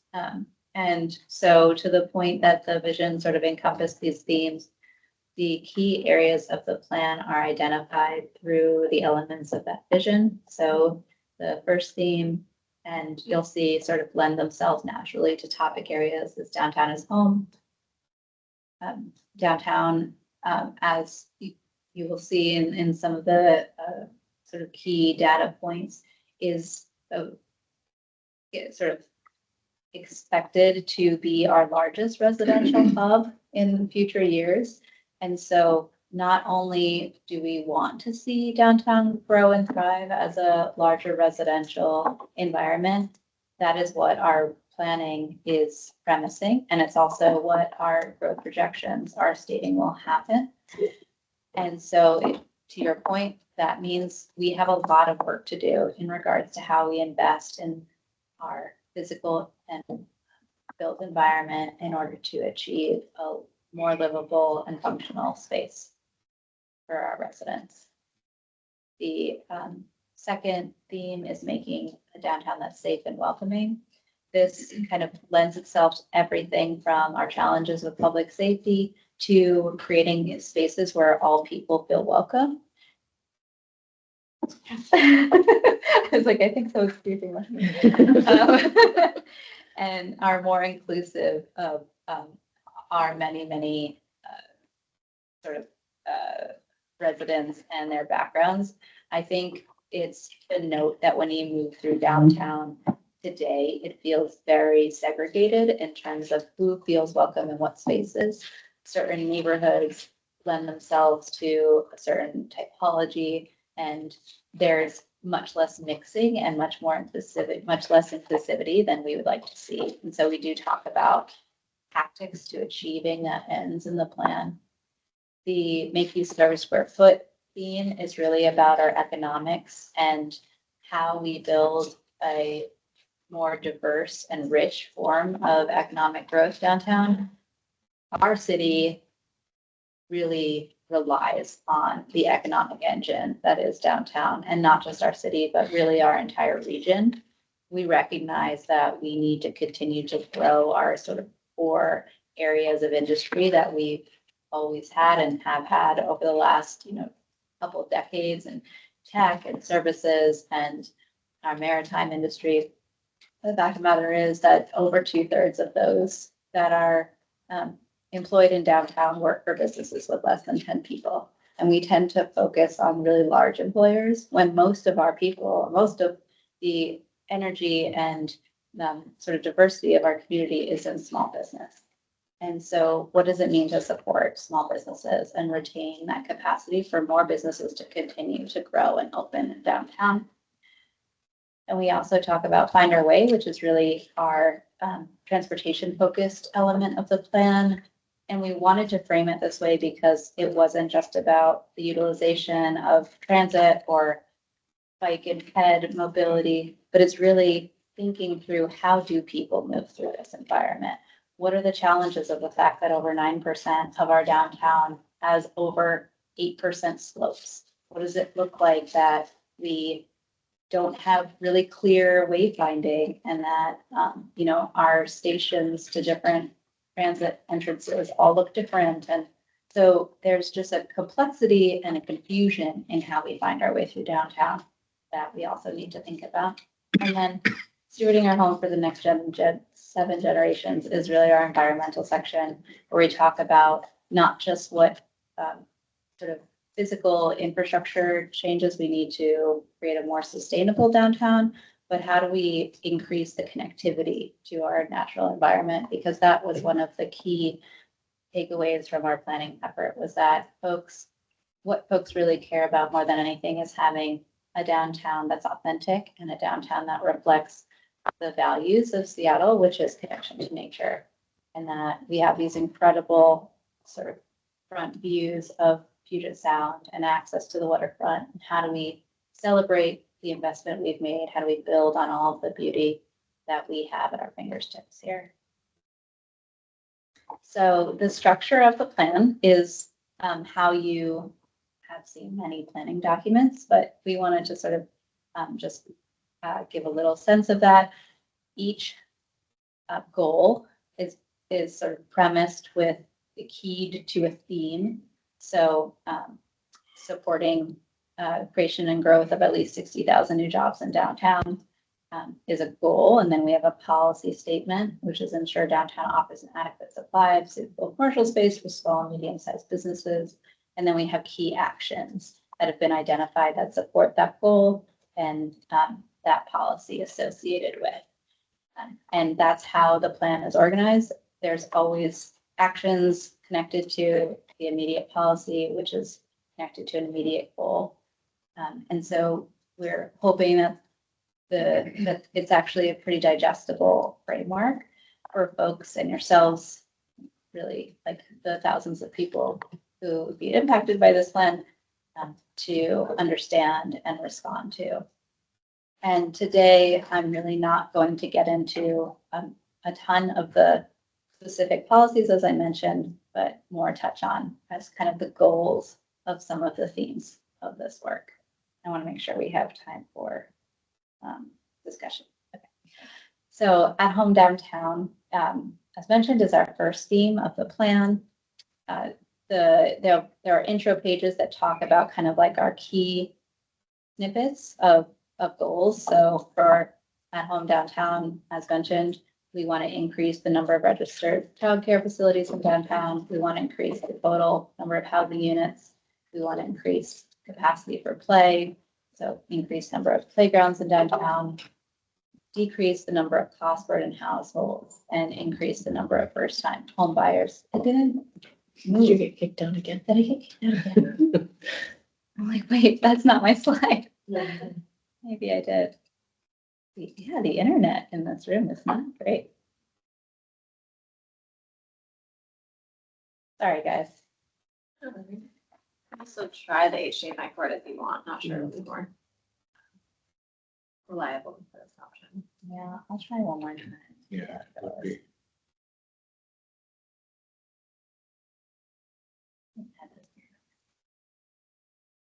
Oh, yeah, it just kicked out my internet.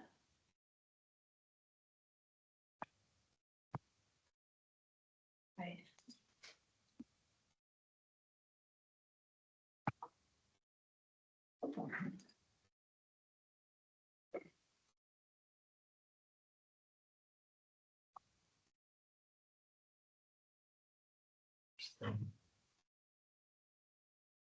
This. I'm gonna try it, but it might not show up for folks online, so it would be a test. Yeah.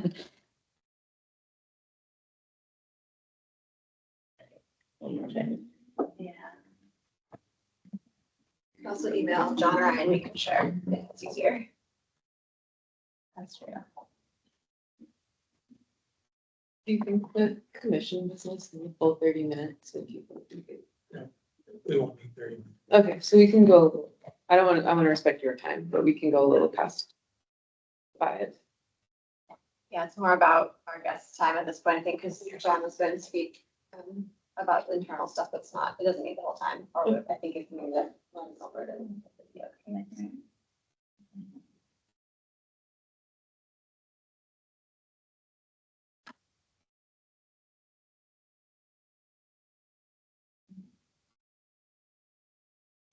Do you guys see anything? No. No. So weird. This is the program. Right, to me. I can also try to message Jonathan via the PowerPoint. Yeah, if you gave out us the slides, we're happy to share. You guys are gonna have to see me, like, try to go back to. Theo, I'm wondering if we could invite Dylan to respond to Matt's question while Erica pulls this up. Yeah. There's a question in the chat. Yeah, there's a question in the chat from Matt. Matt, do you want to ask it out loud? And then Dylan, if you feel comfortable answering, you can also pass. Yeah. I just, since we have an expert on indigenized planning, I wanted to get his read on this. Yeah, I could give it my best. So I think that, well, one, I think just generally speaking across planning practices in many different cities, that Seattle seems to be one of the front runners in incorporating Indigenous perspectives and working quite actively with tribal nations and urban Indigenous communities within the city as it's planning for the future. My kind of overall reading is that it heavily trying to establish or make known to like a more public forum the presence of Indigenous peoples, both historically and today, which I think is really good. And you already see kind of evidence of that through different public arts work with the waterfront. We have different signage that kind of exist and pays homage to what I understand to be kind of original villages and settlements by different bands of Indigenous people. I think for me, and I see this more evidently in the photographs, is this kind of continued practice of culture and like kind of embodying traditions and heritage as Indigenous people in the city. And I see that through, we see like canoe journeys and different activities. South Lake Union has a site that's going to be developing as well. And so I think kind of bridging cultural practice as it's practiced today in the urban environment is something that I would really be excited to see about. And I think just having these conversations, as what I see in the document itself, is, working with nonprofit organizations, representatives from tribal nations and urban Indigenous populations. Like, I think that's the way that you're going to do it. But it always is going to work at the speed of trust. So I think this is like a really good start. I'm excited to see a lot of this. And I'm really interested in seeing where it's going to be going. But if there's any other specific questions, I can try to answer those too. Or maybe OCPD can weigh in on their initiatives. Thanks, Dylan.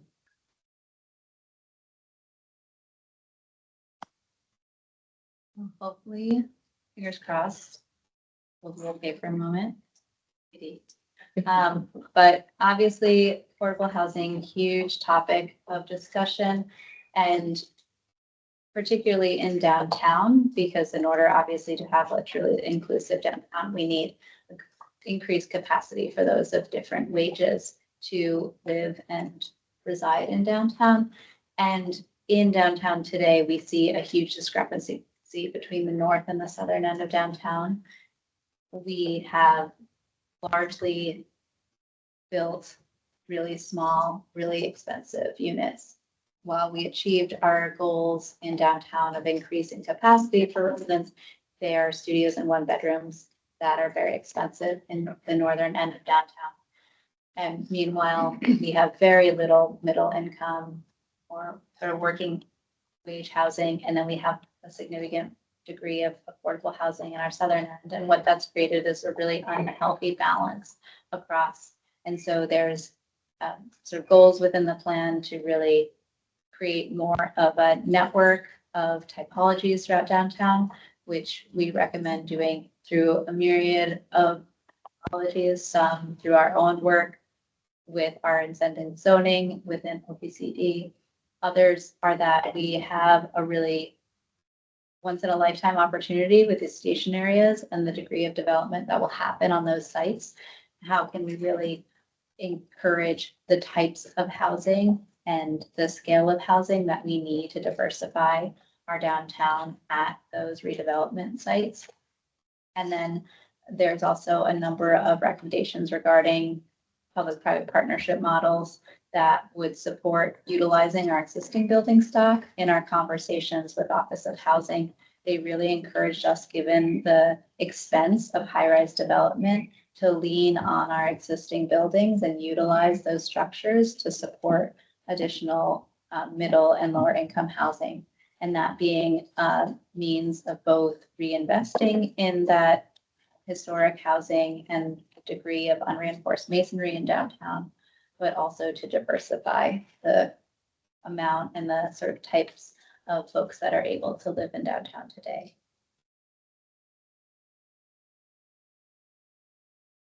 Okay, theme 2. I cross my fingers every time.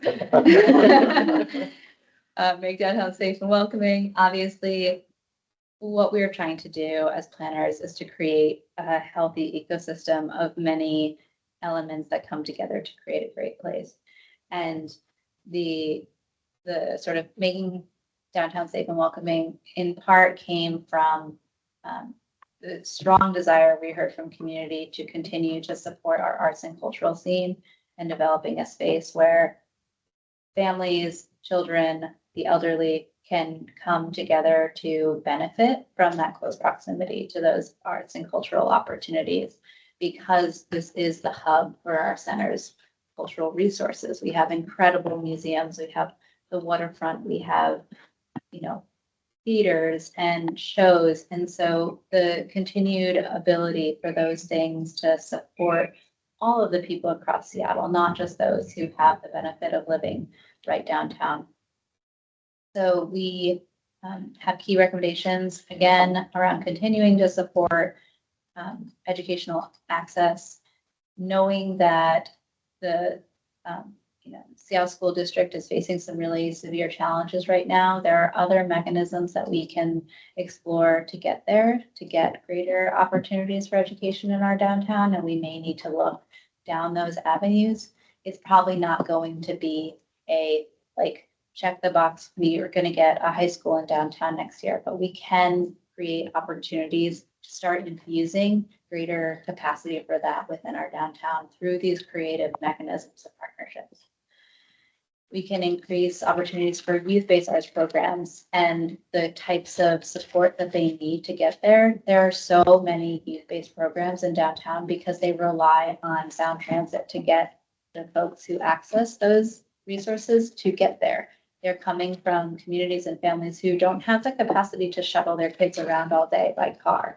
And so it's really critical that we're able to continue to support access for youth in downtown where they can be reached by folks from all over the city by transit.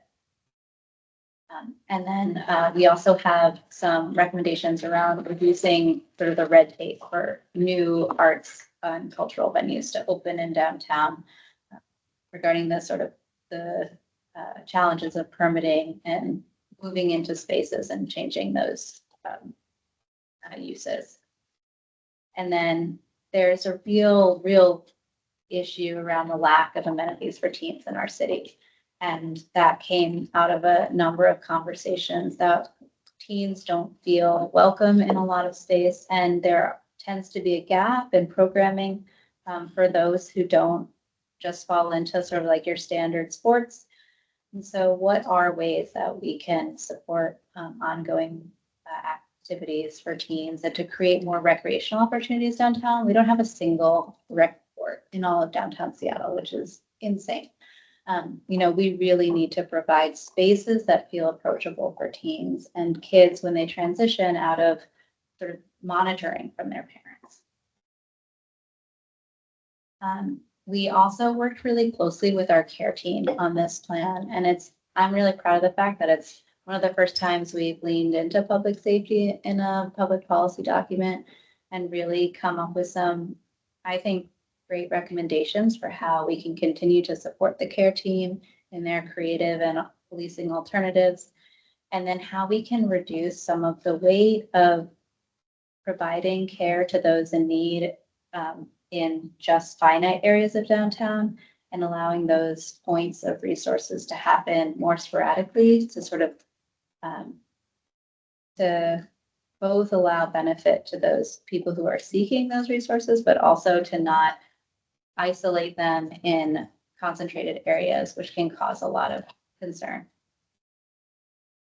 The other thing that I wanted to point out in this is that when we did our engagement, the huge reason why most people are coming downtown today is not just for work, but it's to enjoy themselves. And so we need to have an environment where people feel excited and safe to do that, that support our nightlife scene, that support our events and our arts, and the natural ways that we can sort of invest in our public realms so that people continue to want to come downtown and engage in those opportunities.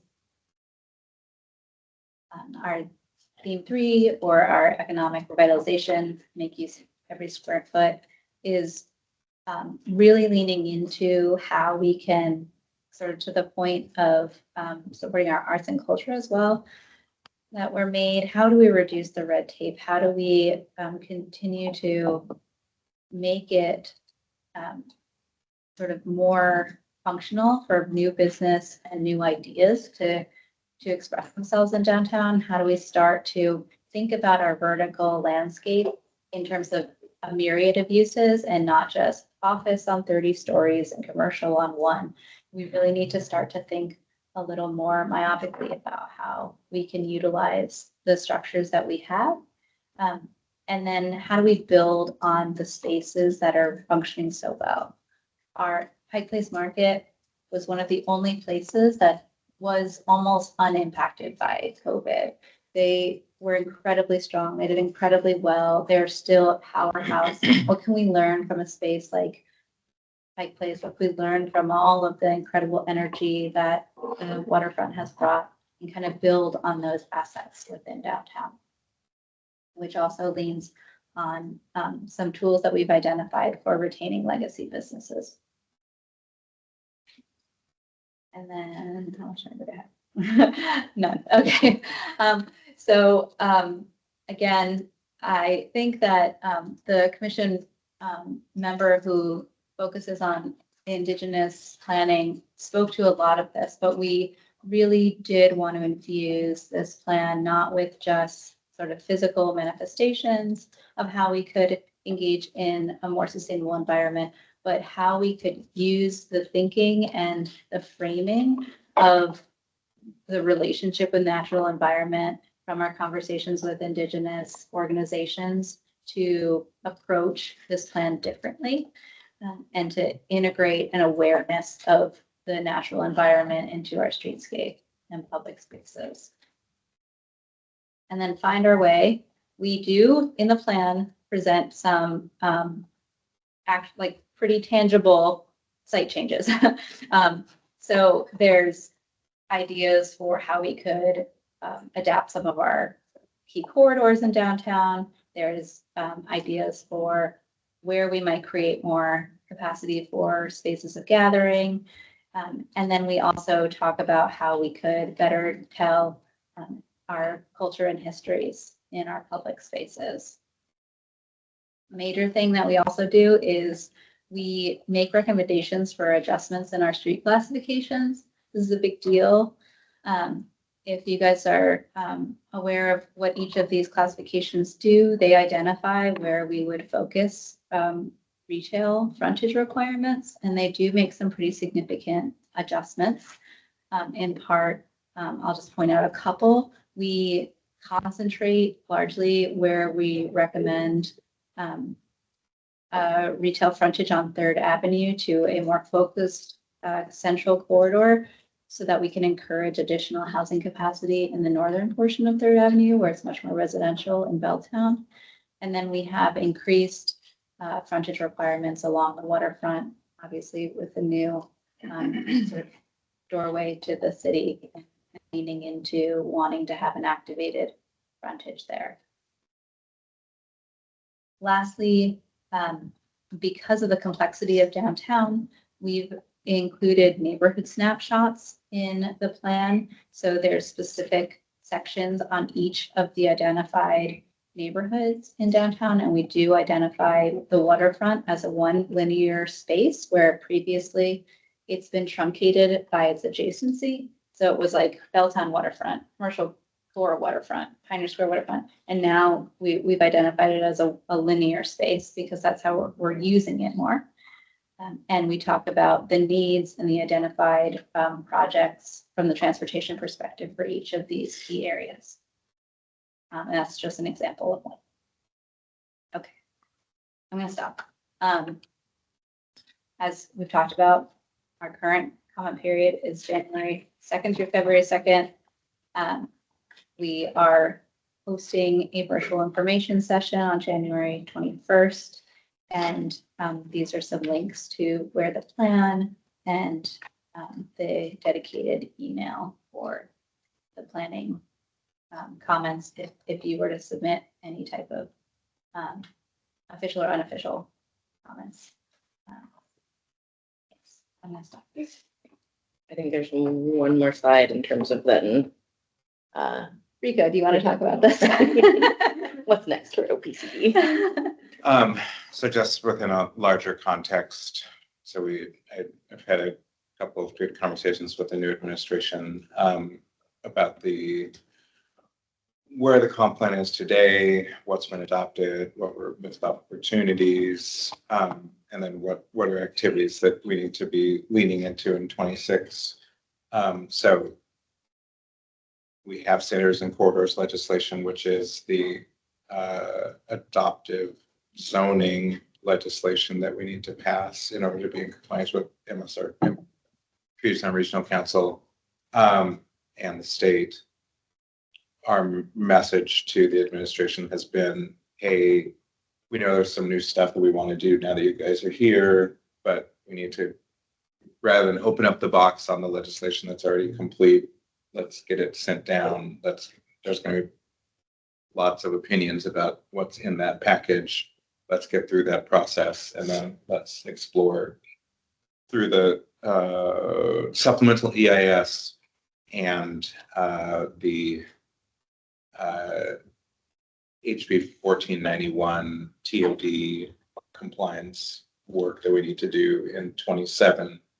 Let's go back and look at transit corridors again, look at the opportunities that we weren't able to build into this round of comp plan. So that's what you see as a three-phased approach. First 6 months of this year, centers and corridors legislation. Latter 6 months of the year, SEIS, upzones in regional centers and some of our urban centers. And then in 27, looking at 1491 TOD and transit corridors anew. Within that, and so I think we talked about it related to the Subarea plans. It's not on this slide, but our desire, fingers crossed, would be that we pass centers and corridors legislation by the middle of the year. And then with a fully adopted comp plan, including the zoning legislation, we would do our first amendment to the new comp plan, which would be for Subarea, which, without the list in front of me, downtown is one of them, and I can't remember what the other two are. Okay, right. Downtown, Northgate, and both mix. So that's the plan. And we'll keep you in the loop. And just to repeat it, like, with Northgate and the two mix, obviously we'd be bringing that before you as well. So we should just talk about that timing. 2026, right? Yes. Dylan, do you want to go? Oh, yeah. So on this, so I guess, question about the vision, in this, downtown regional center in the new downtown core area. You know, I look at, there's a great graphic that kind of lays out a bunch of the kind of big picture thinking, where some of the energy's going.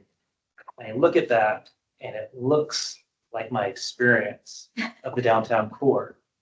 Pine, awesome. There's been some great gains there. The convention center, like the money that the convention center paid in to building up Pine has really done wonders, and you're going to see that continue to build. Pike Place Market is awesome. A lot of energy there.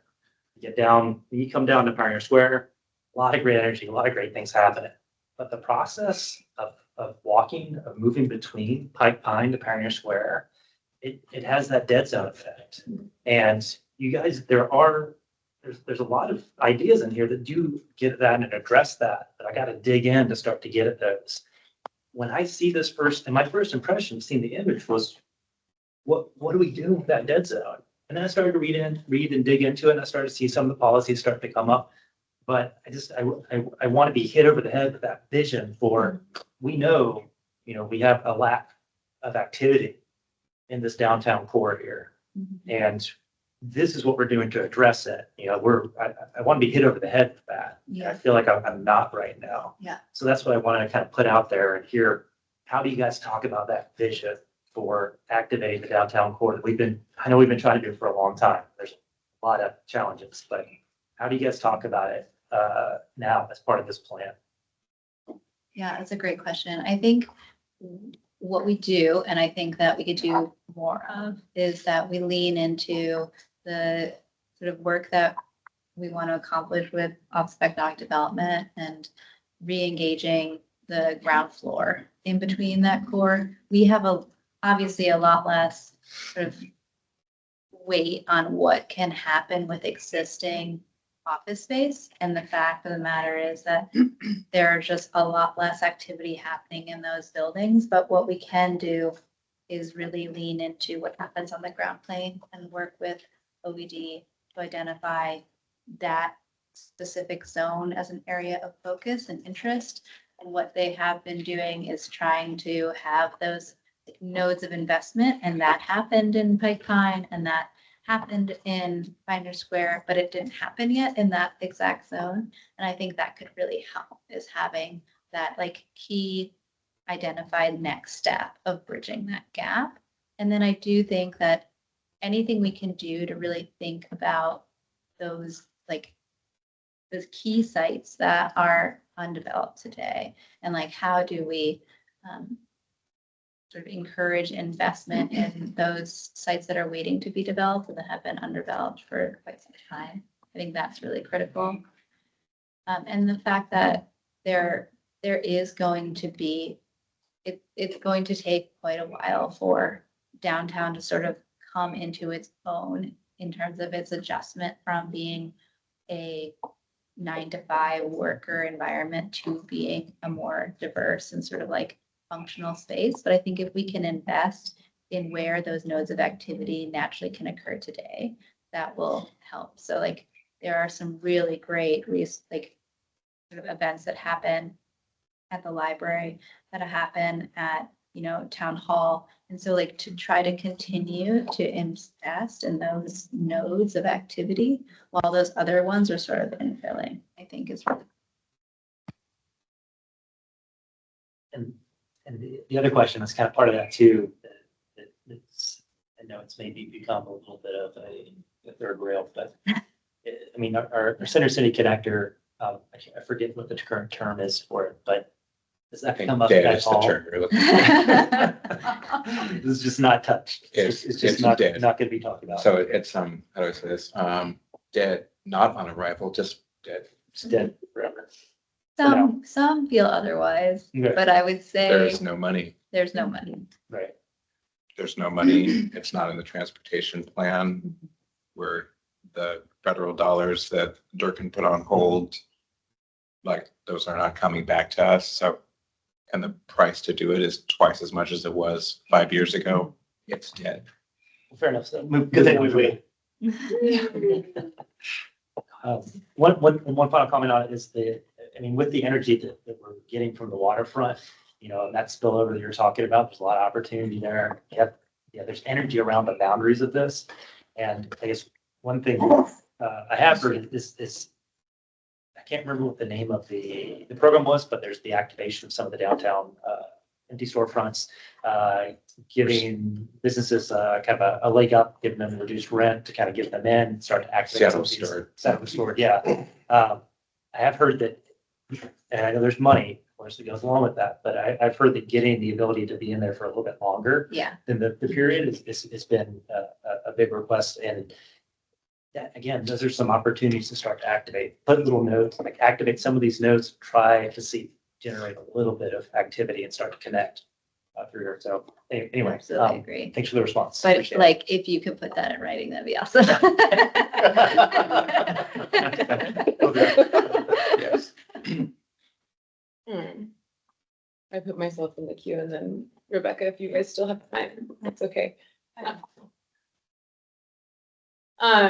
I like my entire career in Seattle has been in downtown, and I have commuted to downtown like through the pandemic and continue to work downtown and think of downtown as very much so like a center point in my life in Seattle and the community that I've built in Seattle. And I think, to echo some of what Dylan was saying, to me, like a lot of downtown is in fact very vibrant and has a lot going on, and there's all sorts of things happening, and it's really that core area that I think is struggling. And I think it's struggling because it was built in a very fixed way, and it struggles with, the financialization of real estate and things like the pit across the street from us and other vacant lots along Third Avenue that would be great places for projects to happen, but because of the economics of how things are able to be built here are very challenged. And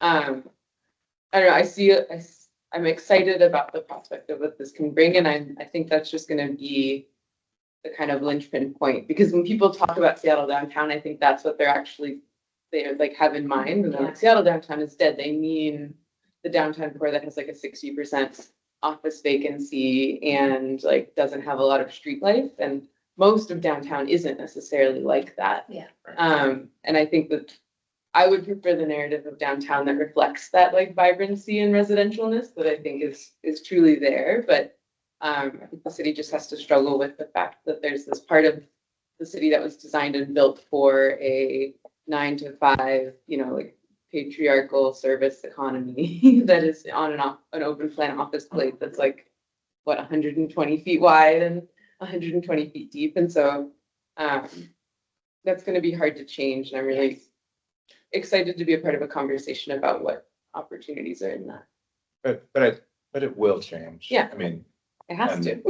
And, with the passage of the officer residential, the two pieces of legislation we passed within the last 2 years here, like we have with the passage of the second piece of legislation in the fall, we already have 4 sites where we have office residential conversions happening. We know that, just using the site across the street as an example, that they won't do anything with that site until the market turns and interest rates drop. Yeah. And they've been very explicit with the city to say that's a minimum of a 5 to 7 year timeline for them. And so I think that there are the things that we can and are doing now. And I think that what we'll see is that over the course of the next 10 years, that vitality will continue to come back as more projects come online. Yeah. And so in the meantime, we're just going to do everything that we're going to be bullish and do everything that we can. Yeah.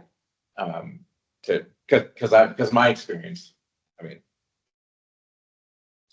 everybody knows this. My experience, like downtown is my home. Like I have the same experience that you do. Yeah. So, and I think that, I mean, I think that Dylan, what you said is very true.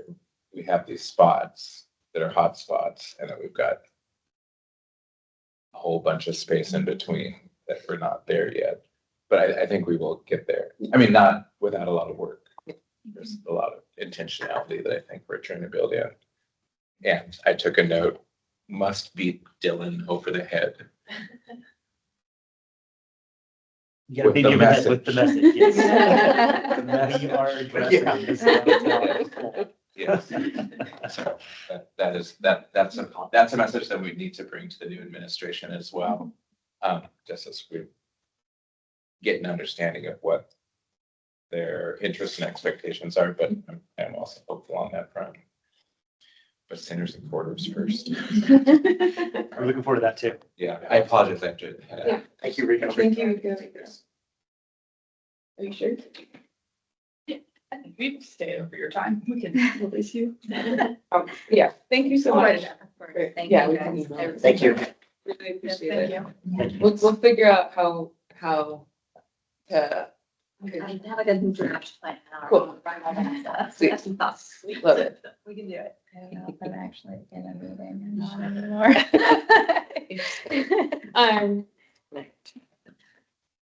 So commission business is all that's left on our agenda, but also we can't see any of the other commissioners. I will try to fix that. Thank you.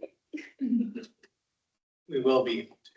Yeah, we know that y'all are here.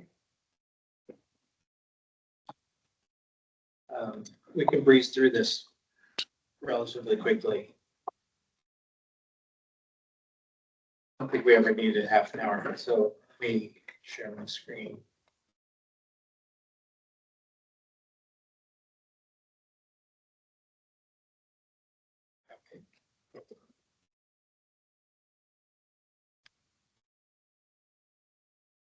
Okay, I'll just jump into this. Commission business, in this case, is just a brief recap of the November 13th working session, which was, seems like a long time ago, but that was our last full commission meeting. I sent out this afternoon the minutes, which I didn't realize at the time had not been adopted, but now that you have them. So if you want details, the minutes of that session are the most detailed place to find out, to refresh your memory on what came out of the working session. It was, the point of that working session was to get into the, what the commission hopes to talk about, what some early thoughts on corridors and centers, regional centers. This body of work that we just heard from Rico will be coming in the coming year. The working session, we had 5 different questions for discussion. I'm not going to read these, but for those of you who are here, hopefully you remember kind of the breadth of the discussion. It was the only agenda item, so we talked for 2 hours at length about centers, corridors, et cetera, et cetera. I went through the minutes and I turned the, why my computer's not responding? Oh, No, no. it's just, there's a lag. So I organized the comments from the working session into these themes: the 15-minute city, the center strategy, specifically corridors and transportation, specifically more about mobility. There was just a little comment on demographics. Then we got into housing supply, and then a comment at the end about climate resiliency. I sent the document today. I encourage you all to read both the minutes if you want the most details, as well as this shorter summary of the themes. But much time do we have? We have about 10 minutes. I can just go through them really quickly, just so you get a flavor. So under the category of 15-minute city, we talked about the 15-minute city should include more than just housing. That growth should be directed to allow the full range of essential daily needs in every neighborhood. There needs to be access to opportunity and create great places for all ages, including seniors and kids. Frequent transit access should be a reliable component of the 15-minute city, and streets should be designed not only as streets, but as public space. Few more comments on the 15-minute city theme. Ensure that housing is located near parks and schools. Prioritize access to hospitals, emergency services, and local clinics, but also prioritize access to cultural connections to address displacement. Recognizing that not everyone can walk or bike to their destinations within the 15-minute city, especially considering our unique topography, and that as a result, a variety of shops and services should be located throughout these centers. Specifically, comments on the center's strategy. This was, of course, after we had just finished reviewing the One Seattle plan and very familiar with the plan itself. There was a comment that the city is adding nuance to the center strategy by spreading out additional density with the neighborhood centers and more density in single-family zones. The future land use map now appears to be dominated by centers in a polycentric pattern. Recognizing that, it will be important to prioritize as some centers will need more housing while others will need more services.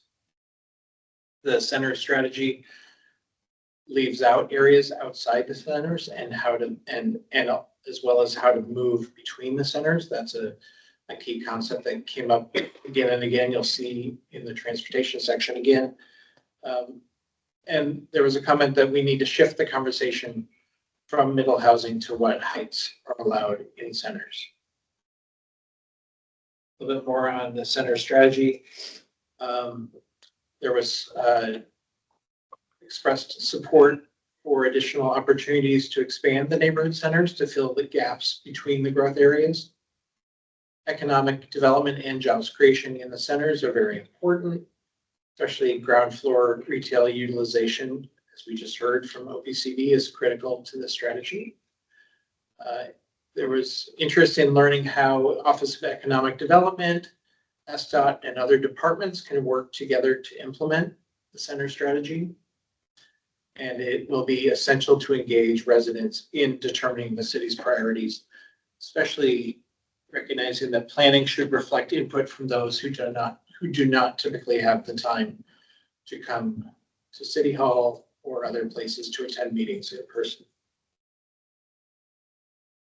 Getting into corridors and transportation, this is actually where the majority of the comments landed throughout the long conversation. There were a lot of comments on transportation. First and foremost, that it will be important to revisit the STP, the Seattle Transportation Plan, considering now that the One Seattle Plan is adopted. The new future land use map only shows place types, does not show the corridors. These are often a narrow swath, but these are also very important connectors. The future land use map should reflect connections to the centers and through the centers. The connective tissue of corridors between the centers would be key to the city's climate response. The center strategy and the 15-minute city approach should prioritize accessing centers as a destination. And there's interest in both connections between centers and internal connections to critical services within the centers. We're doing just fine on time. We probably won't have time for a discussion, but just encourage you all to read this, think about this as we move forward with the work plan this year.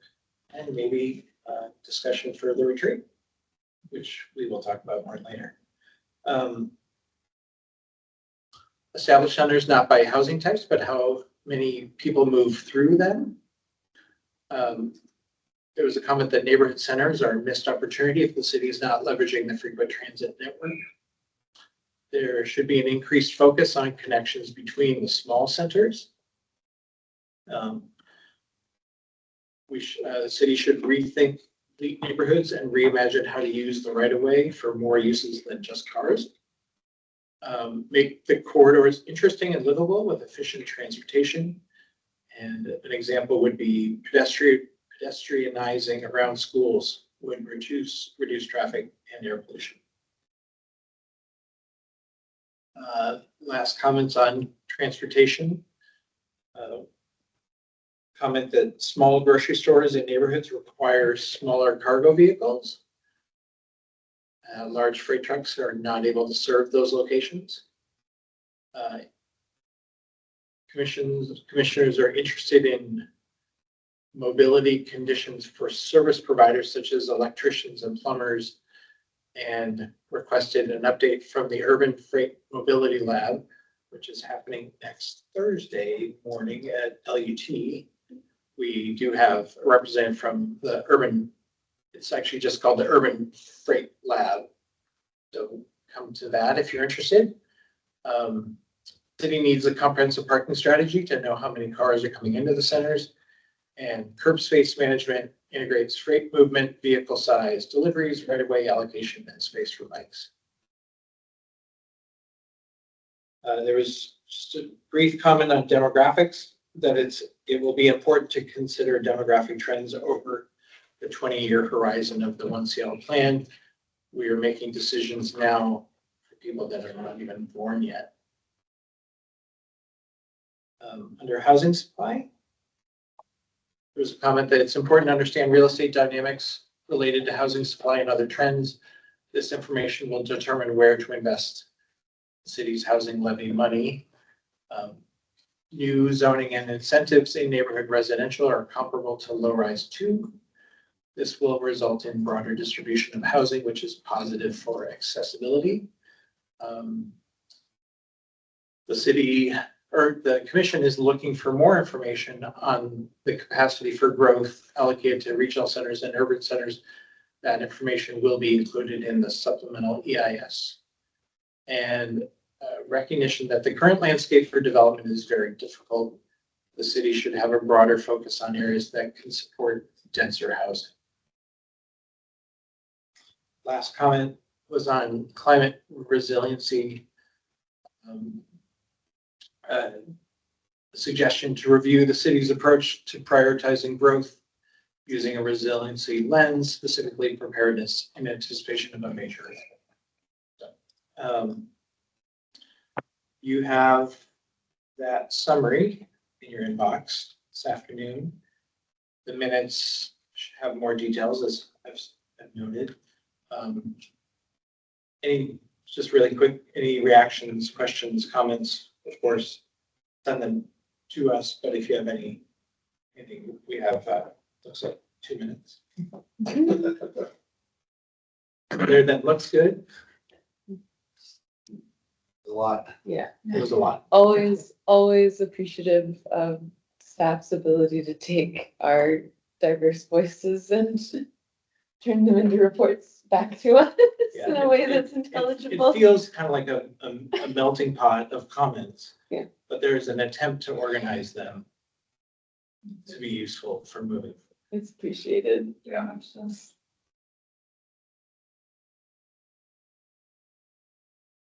Yeah, I feel like it'd be a helpful framework for, as we're addressing the corridors legislation that's going to come out. Be nice to reference back to this, get us started, so the starting point. And the same with the comments on downtown. I want to come through and kind of help organize my thoughts on what I want to say about this downtown regional center. So thank you. Yeah, definitely. It seemed like transportation was a theme that kept kind of bubbling up through that working session. And so, and you'll see reflected, there were more slides on corridors and transportation than on anything else. So it seems like it's kind of a trend or a topic that's emerging.